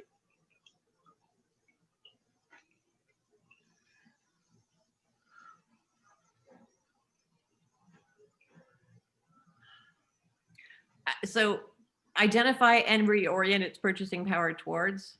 I'm saying just basically instead of reorient, just reconsider it, whatever you're going to say, rather than actually telling what to do. We can just say, take a look at it. That's the first part of it is saying, take a look at it. And the last part is saying what we're take a look at. So the neighborhood council only wants them to look at something, not do anything about it. Is that what you're suggesting? Well, I'm suggesting that they'll come up with what they want to do about it. And it's difficult, but I think if the cold light of day will tell them what to do without us telling them. I would respectfully disagree. Okay. I think given what we've seen so far and what we're continuing to see, absent public pressure on exactly what it is we want them to do, they're not going to change. So, yeah. What about we just say reevaluate rather than whatever the word you had before? You want the passive voice here. You want us to just look at something. We don't look at something again for the purpose of, primarily to reevaluate, is this the right purchase? Is this the right way to spend city money? Without necessarily saying. I'm sorry, I'm interrupting you. I apologize. No, go on. So what you're saying is we do not want to express an opinion about the better way to spend money. No, Melanie, I hear him say that he just has problems with the word reorient.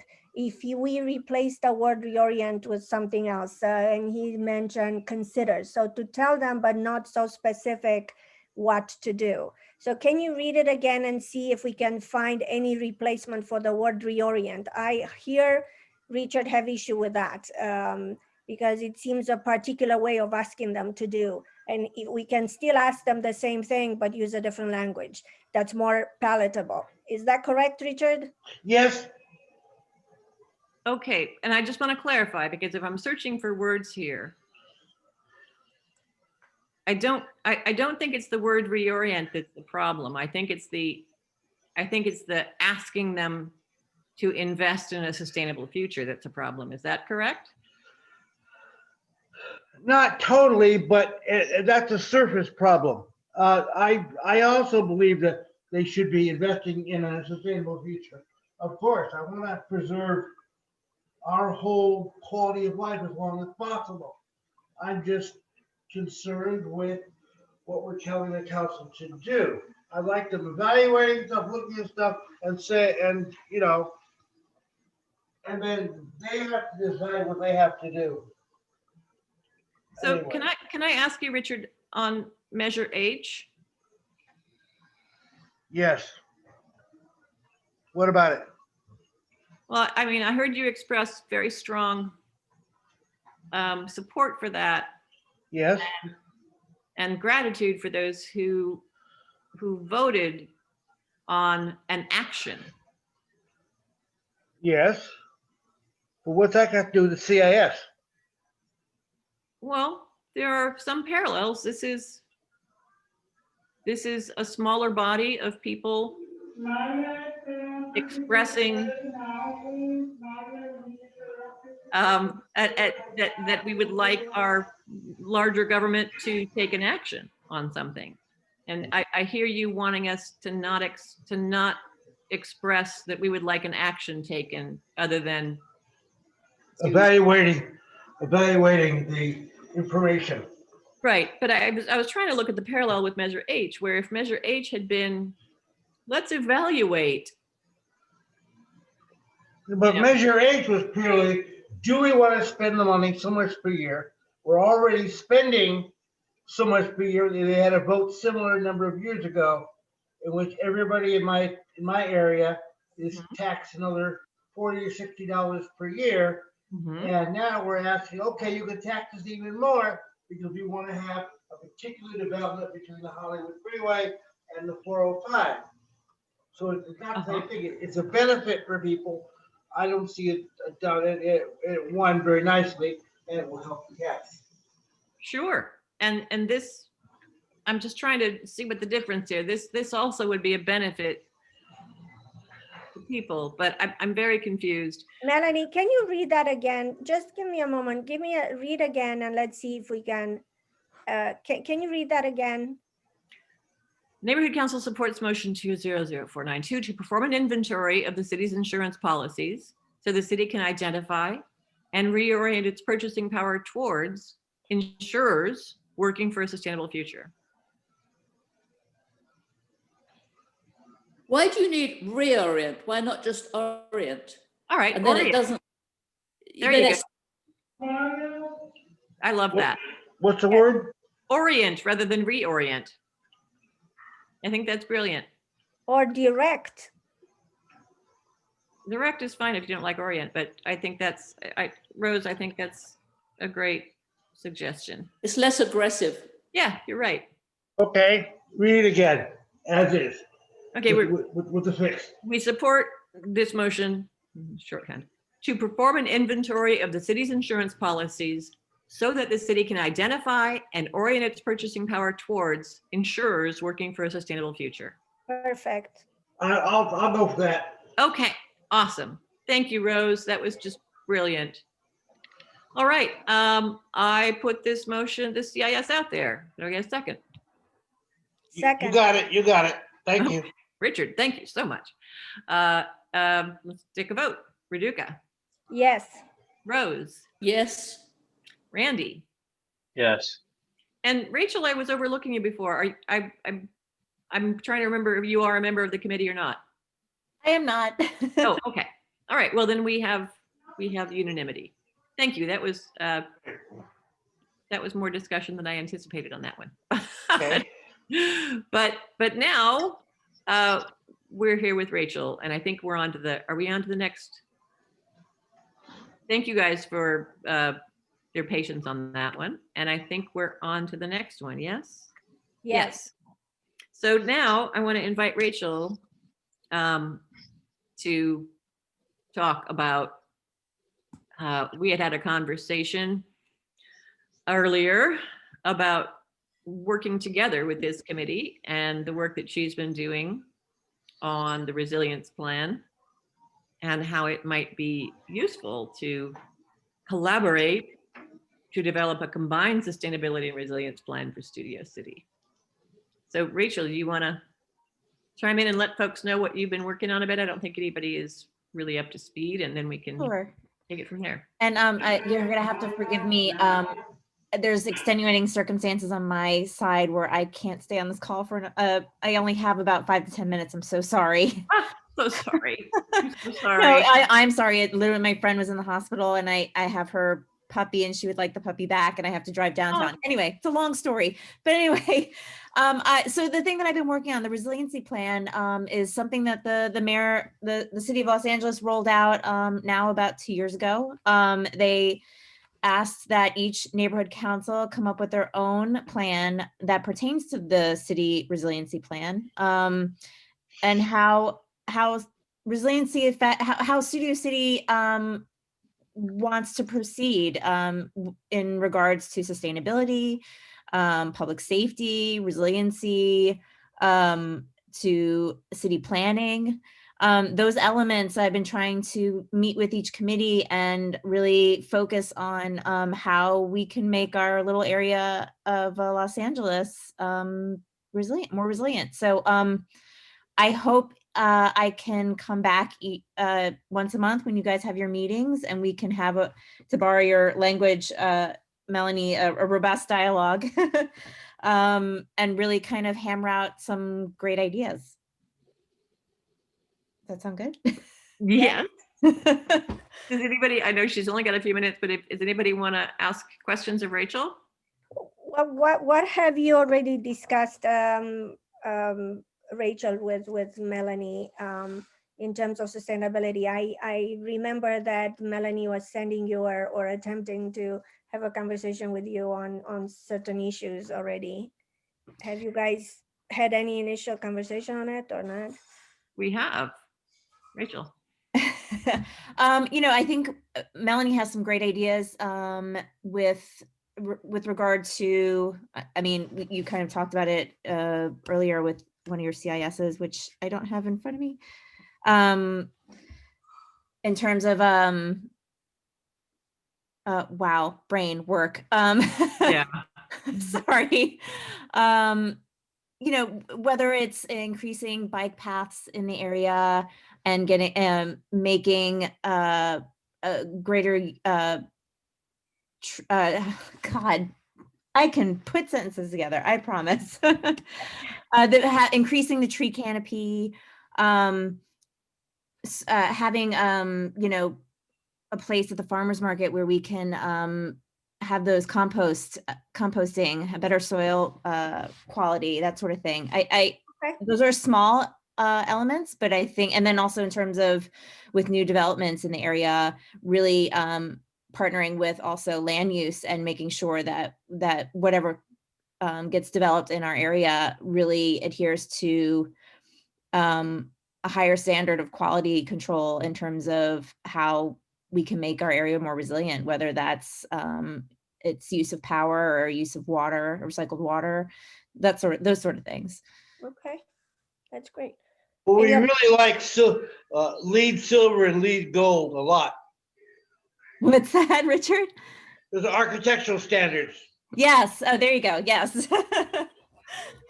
I think one of the things that we talked about a lot of things. We had a great conversation, but I think being able to make a presentation that it encompasses both sustainability and resilience for the neighborhood council as we get towards there, so we can all start thinking about how decisions we make impact both of those things together. Yeah, and educating the public more. Yeah, educating the public on how these things affect us. We're in a hillside community. Those hills here haven't burned much. That doesn't mean they won't. We're also in a river community and it hasn't flooded, but given climate change, it will. Mm-hmm. Each decision we make with land use and development and transportation impacts our ability, it impacts whether or not our risk increases or decreases, impacts our ability to survive these climate crises that will be continuing, increases our heat or lowers our heat, our priorities, our perspective, all these things. It's just, it seems to both of us that an educational approach to how these both sustainability and resilience play out here in Studio City and how that might interface with decisions neighborhood council make would be something that we could do well together. Absolutely. So hopefully next month we can maybe this will be all we do next month at our sustainability committee. That'd be amazing. Amazing. Yes. Let's do that. So Well, thank you guys so much. I really you. appreciate it. And I'm sorry that I can't stay on longer. I'm really kind of embarrassed that I have to hop off so quickly. That's okay. thank you for joining us, Rachel, and I'm sorry we made you wait through all that. Oh, no. I was happy to hear about what's going on. Great. I Thank you, appreciate guys. being here. Thank you. Thank you. Uh, Can I have a side note? yes. Okay. I always wanted to say is one of the reasons why the area, the most southern part of Studio City has not burned is because of a few years ago, people in our area voting to add so much per month per year. And so now there's 2 fire stations on Mulholland fairly close together. The reason why is because we're paying for it and extra equipment also. So I'm saying there is a connection between, spending the money, being voted to spend the money, and actually fire protection. Thank you. Yeah. Thanks.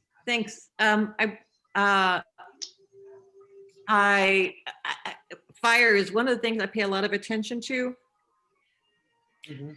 and how we manage fire is going to change substantially in the next 10 years. And fire protection and how we operationalize that is going to change a lot in the next 10 years. So it's just something we need to stay on top of. It's not going to continue as it is. So decisions do impact, and it'll be more than just paying for fire stations nearby. It's the exponential increase in risk is staggering, and there are many discussions going on at the statewide level about fire suppression as opposed to other approaches. And so this is going to be an evolving practice, and that on top of the insurance issues. The insurers, state has for 2 years in a row prevented insurers from rescinding policies for people in at-risk areas. But that cannot sustain, and it cannot continue. And they've been kicking the can down the road. But people who live in high-risk areas, be they for fire or flood, are going to see policy prices go up, That's true. especially in areas where we do not take mitigative measures. So again, that circles back to our land use decisions. Also, by far, the vast majority of the fire department calls are for medical, not for fire. Mm-hmm. In LA, stations 97 and 108 are heavily thinking for fire, just in case. Mm-hmm. Okay. So I'm saying is we might have to reorient who's doing what, because if it becomes all medical, there's a change of equipment, a change of personnel, and even a change of attitude. Thank you. Yeah, no, that's a good point, Richard. There's a lot of shifts in what different departments are tasked with and how that's going to be shifted in the coming decade. So these are great conversations to have. Always helpful to be mindful of how things intersect and how holistic this is and how urgent this is. So I appreciate you all patiently walking us through 3 CISs tonight. That's a lot. We don't usually try to do that, but we didn't have a meeting last month. So it was great. And thanks for the conversations. And I want you all to reach out with other issues that you're interested in bringing to this committee. And if we don't, if something urgent doesn't pop up, or if we don't hear from somebody about something else they'd like to bring forward, then we may next month just have a full meeting and working together with Rachel on talking about this. I got 2 hands raised. Kira, hey. Oh, you got to unmute. There you go. Yeah, there you go. Thank you. Hey, everybody. It's Kira Durbin from your next door neighbor, Sherman Oaks. Definitely would love to have a whole conversation about the resiliency plan. As I recall, those meetings were always at 8 o'clock in the morning, which means I never attended any of them. But definitely want to make sure that everyone's aware of the Neighborhood Council Sustainability Alliance. I'm now in like 4 working groups, I think. So if anyone is interested in that, please, please, please do sign up, because it really is impossible to keep track of everything that is happening in the city all the time. So it's really great to be a part of a group. And then on Saturday, of course, we're going to be tackling the New Deal, the kit for neighborhood councils. So since you're all here attending this meeting, I'm assuming that you are interested in working through neighborhood councils. So if anyone, I believe Radhika has my contact info, but let's all please stay in touch. I'm in Studio City all the time. We don't live in a bubble. Appreciate everything that was said earlier tonight about how really at this point we should be looking at anything that happens in life through a lens of sustainability. Definitely agree. Most people, 99% of people don't think of the world that way. So again, that's another reason for let's stick together, work together. Thank you. Thank you for the opportunity to speak. Thanks, Kira. It's good to see you here. Thanks for visiting your next door neighbor. And both Radhika and I, yes, are involved with the NCSA, and we will see you there. So Yeah, we'll see you there. And Radhika, you want to let Jade speak, or do you want to? no, of course, Jade respond? should go. I can. Oh, it's no worries. You can go first. No, please, Jade. Okay, thank you. Yeah, thanks for having us tonight. It was great to see how you guys work, and going back to even the community composting project, that's something I'm really passionate about here in San Jose, both the benefits for civic engagement and even supplementing, our neighbors' food supply. I was wondering if your guys' composting project leads into like a larger community-based agriculture program, or is it more for just like helping out the household gardener? It is supposed to support more community ag sites. That's another goal in the city's plan, is to increase the number of community supported agriculture throughout the city. We are unfortunately in the middle of a conversation about taking the last agriculturally zoned large parcel of agriculturally zoned land in Studio City and turning it into a Disneyland for a private school.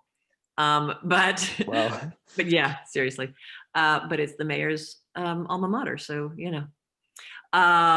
but yes, that is a goal, is to increase the number of urban agriculture sites in the city and to support more community supported agriculture. That is a stated goal, and we hope to do what we can to support that, and connecting people to that cycle of food scraps into compost, into healthy soil, and the importance of healthy soil and being able to grow your own food again are all connected. So it's going to be hopefully a conversation that's going to grow and have more support in the future. And I love that you're doing that where you are. Thank you. Thanks. Absolutely. And I was just wondering about COVID and Zoom in particular, not being in person and not being able to, see each other's faces. How's that affected the committee in general? I'll say hello. Hi. Hi. If that helps. I'm used to leaving Maisie up because she's so much cuter than I am. I think Zoom has allowed people to participate in neighborhood council meetings, city council meetings, and committee meetings a lot more than they would if they had to travel to them. I hope it's something that we can continue providing the mechanism for, even as we come out of COVID. That's true. After all, like we're here and we're from quite far away. So Yeah, yeah, sure. And now, Radhika, you wanted, hey, Kira. Yeah. Hi, is this Elizabeth? Oh, Kira. Hi, Kira.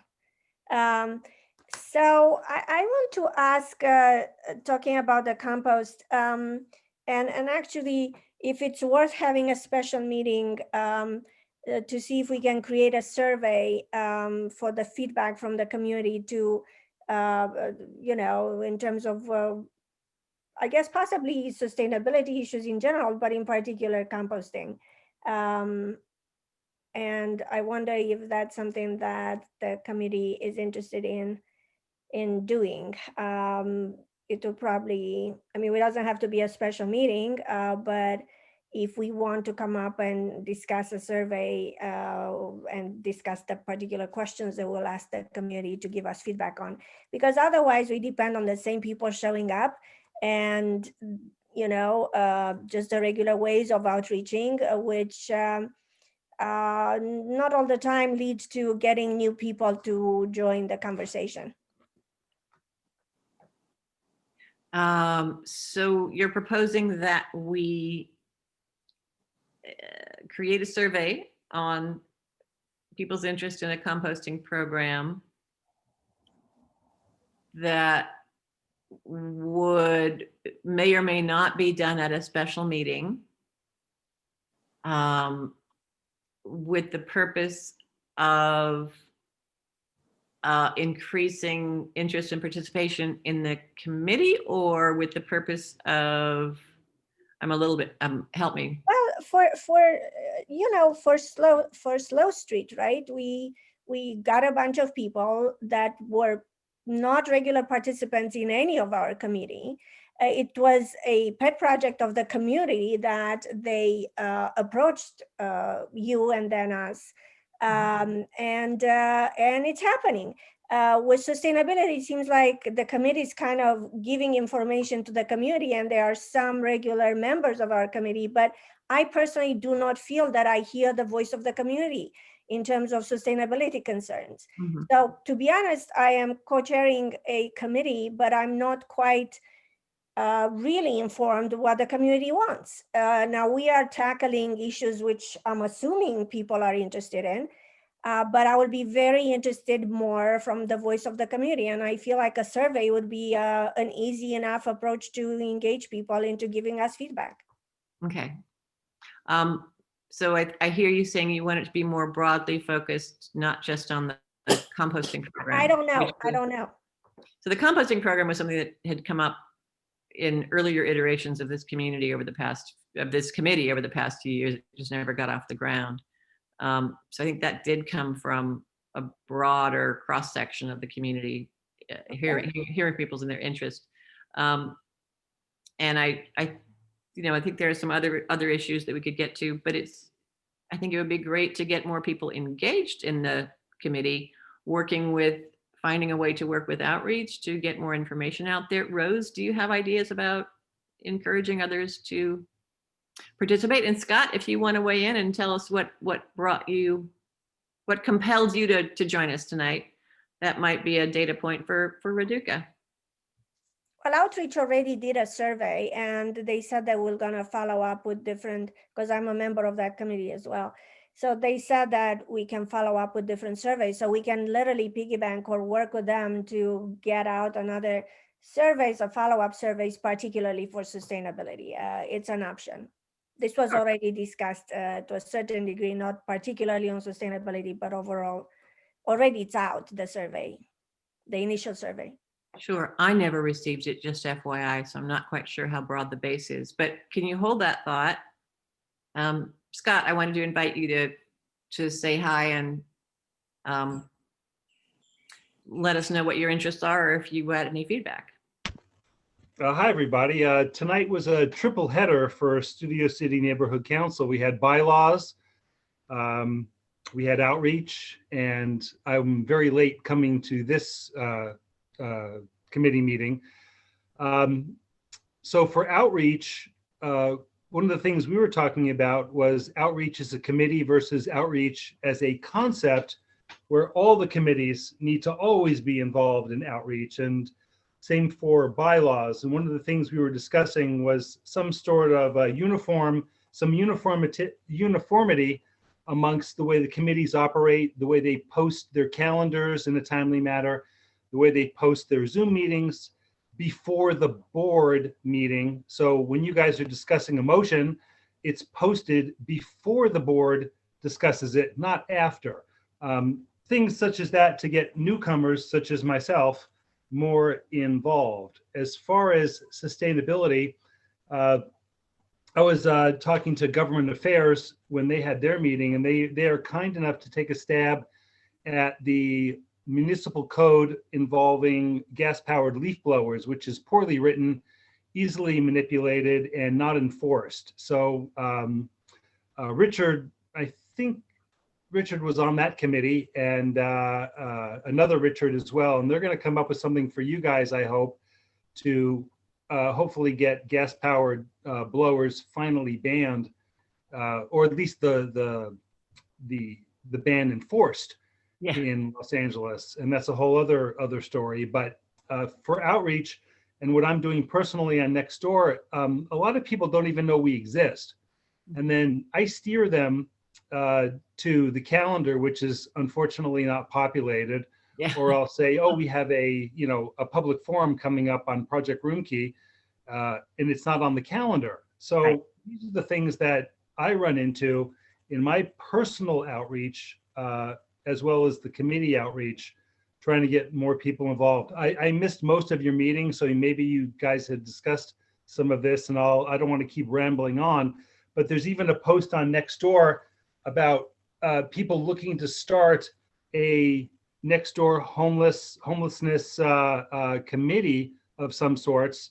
And then I reminded them that there's a Studio City Neighborhood Council homelessness committee, and they were like, there is?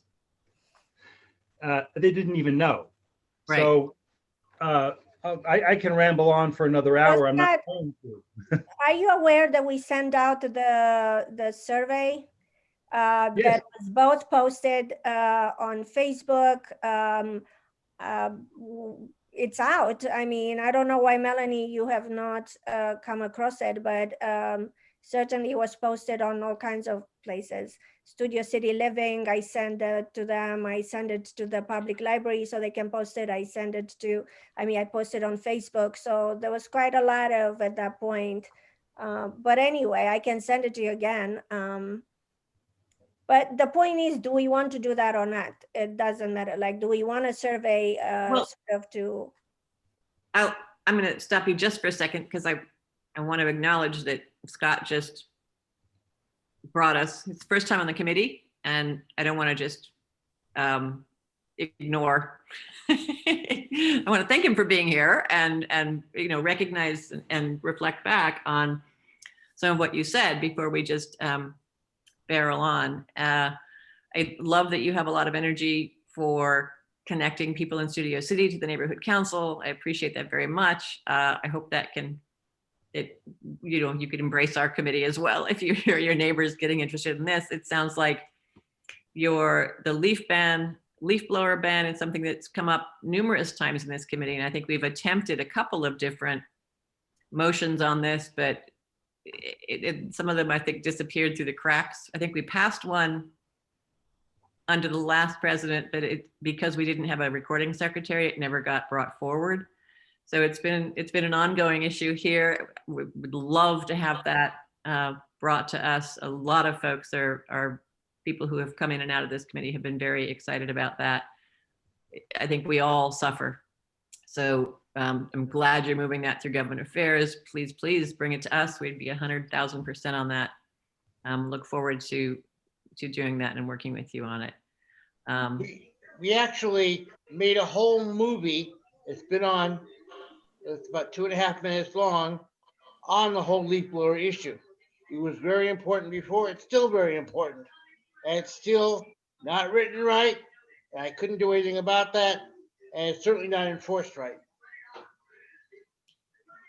I agree. Thank you, Richard. Sounds like we have other folks coming in to contribute. Kira, your hand's up. Hi, Scott. Is there a council file on that? Because I'm fully aware of the municipal ordinance, and I'm fully aware from personal conversations of why it does not get enforced. Do we have a recent council file on it that we could look at it from that angle? Because right now, the only thing that can be enforced is the noise. That's the municipal code. So obviously the police are not going to come to your house because you're unhappy that your neighbor's gardener is using a gas-powered leaf blower. But if we had some sort of council file action to actually ban the use, I would be thrilled, to put it mildly. We just passed a motion in our government affairs about the loud mufflers, and I said I will say yes reticently with the promise that you all are going to have my back when I figure out a way to go after leaf blowers, because it's disgusting. I could say a lot of other adjectives, so please someone else speak. Thank you. I actually spoke to Krikorian about this face-to-face twice, and Jessica, and I don't think there's a council motion because Krikorian seemed pretty shocked when I explained to him how much pollution comes out of a two-stroke engine, and the business end of it, whereby a property owner or a homeowner or whoever is subsidizing their quest for the cheapest possible mow and blow, while all the neighbors around pay for that subsidy, breathing in, it's 2,000 miles of truck pollution. It's driving a Ford Raptor from Texas to Alaska in less than half an hour for each visit. And there's nothing that pollutes more than a gas-powered blower based on the amount of time it is running. And he seemed genuinely surprised. He did not know. I gave him information from two city prosecutors I spoke to, who basically said it can't be enforced because the gardeners simply say they're using methanol. So if the law is changed to, I think it might have been Richard Niederberg or the other Richard Adams, who was sort of tossing around the idea of internal combustion rather than gas, then there is a way to enforce it. But right now, apparently there isn't. And there's an LAPD line that you call, and they transfer you, I believe it's to street services, who will send a letter to the property owner if you report it. But there's still no fines and there's no real enforcement. What beggars belief is that there needs to be a law in this city, in this county, in this state, telling people to not use two-stroke oil-burning gas-powered leaf blowers. I mean, stand within 100 feet of one, and it just boggles the mind that people need a law to not do it. So I think with government affairs help and their expertise in coming up with maybe a CIS as to the enforcement and the rewriting of the law, maybe it can be enforced, and we can take that template to other neighborhood councils and get them on board as well. And I think we can actually get it done. I will say that I said this goes back quite a while, but I was just looking at my notes. September of 2018, this committee passed a motion in support of Municipal Code 112.04C. Right. Is the gas-powered leaf blower ban. Kira, to your question, there is an actual municipal code banning gas-powered leaf blowers, but as Scott mentioned, the problem comes when people say, oh, it's not gas, it's something else that I've got here, and then how do you enforce it? But it's on the books, so. Yeah, it's actually, I mean, the guy that helps me, he comes and helps me once a month. And I told him, you can't use that. You can't use that in Sherman Oaks anymore. And he believed me. And he went down to, I think it was, where's the new football stadium going in? Inglewood, I think. So they were doing a trade-in. So he got, it's like a battery pack. So it charges and he can charge it while he's working, because the charge won't last him for the whole day. Right. But he told his other customers about it, and he asked them if they would prefer that he use it.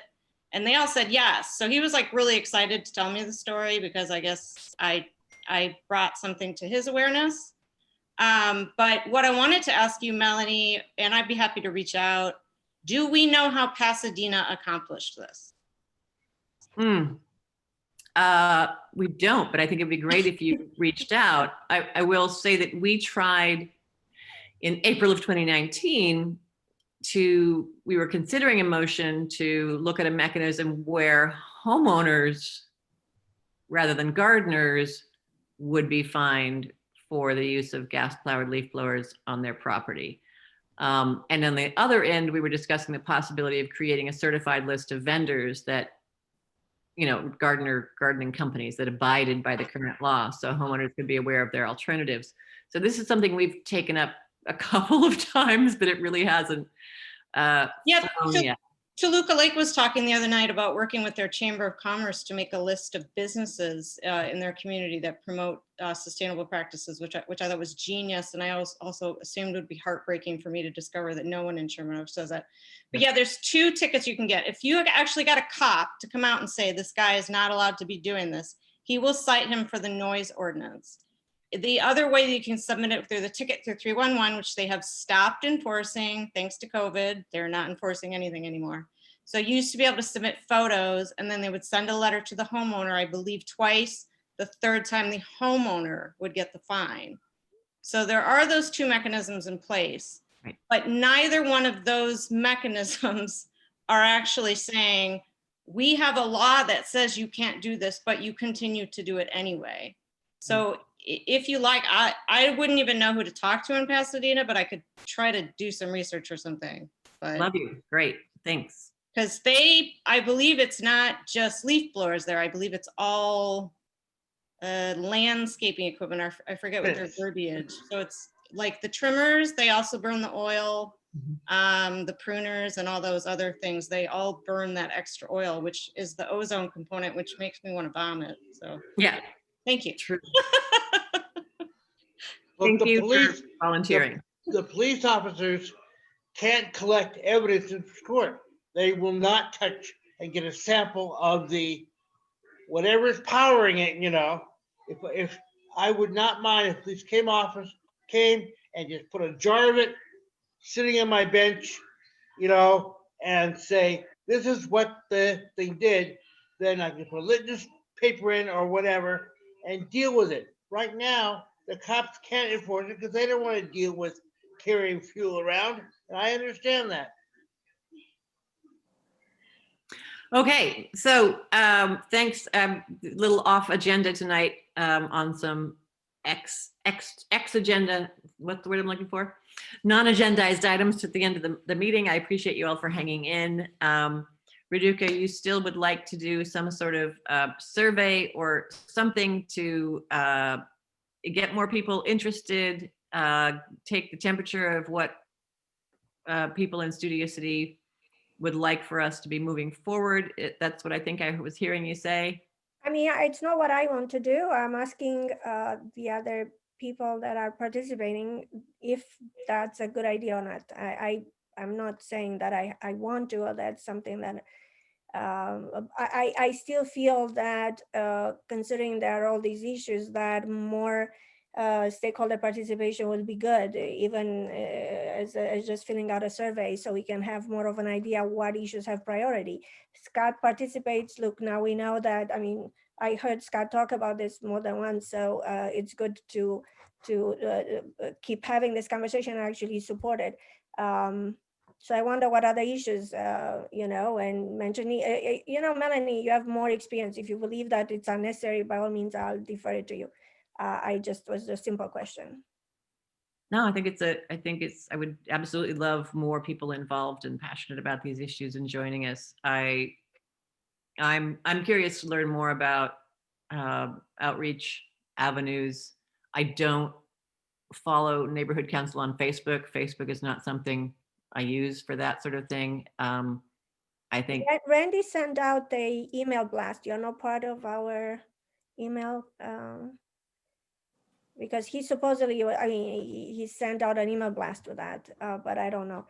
Anyway, we can leave this question for next time. We don't have to have an answer right now. We might not need a survey. I just don't want to hold the people longer with just this particular issue. Maybe it's not necessary. It's okay. Well, back on that survey, talk to Michael in outreach, because we have a few dozen responses where people were rating all of the issues that concern them in Studio City and if they would participate in committees. And sustainability did get mentioned, and he has the data, and there's still more answers coming in from that survey. And then that maybe you can fine tune or sort of get some of the data you're looking for to see what what hot button issues. I mean, obviously homelessness and crime are number 1 and 2, but you guys did come up. This committee and these issues did come up. Yeah, I'm part of Right. outreach, but I could not participate today for the obvious reason everyone planned it at the same time. Sure, sure. He's But, got data now. He's got some pretty interesting responses from the survey. So that's fantastic. I'll get in touch with Yeah. Michael and find out. And maybe we'll do it through outreach. It doesn't have to happen through us. Okay. yeah, Thank because you. they're talking about printing a postcard with a QR code, and by the time that's done, it can include issues for this committee and maybe the other committees as well. We don't really all need to be doing the physical outreach at the same, sort of competing with each other. I agree. Great. I would love to, if somebody wants to forward that survey link to me, that would be great. Yeah, Danny, take the I'll- survey. It's on the homepage of the neighborhood council. It's on the top right. Oh, So you- terrific. You can see what question, fill it out, and we'll see what happens. Okay, great. And then Raduca, you can talk to Michael about the data, and we will join together again next month, hopefully, and with the intent of working with Rachel a bit on sustainability and resilience and education and any other issues that come up. Kira, thank you so much for joining us as a neighbor. And if you do succeed in talking to Pasadena, please reach out. And thank you again to the young students for joining us and sticking out. And Rose, it's always great to have you here. Appreciate it. And Richard, thanks for joining us. Thank you. Thank you, Thank everybody. you. See you next time. Thank you. Richard, Thank you. thanks Lovely. again. Good night, all. Thank I you for noticed having we're recording. Is this going to be available online? Thanks, everybody. Yes, Yes. Okay, perfect. Thank you so much, everyone. you got it. Bye. Have a good evening. Really quick, I just wanted to say thanks for having us. And as a person from Studio City who also is like majoring in environmental science, it's really nice to see that there are still people who like care about this. I know a lot of it is like challenging and gets lost in like translation, but it was really nice to listen in on this. So thank you again. Great. Thank you, Elizabeth. And yay, homegirl. Thank you so much. Bring it on back when you get out of school. Yes. Excellent. You're welcome anytime. Thank you. All right. Bye. Thanks again. Bye-bye all. Thanks, Melanie. You bet.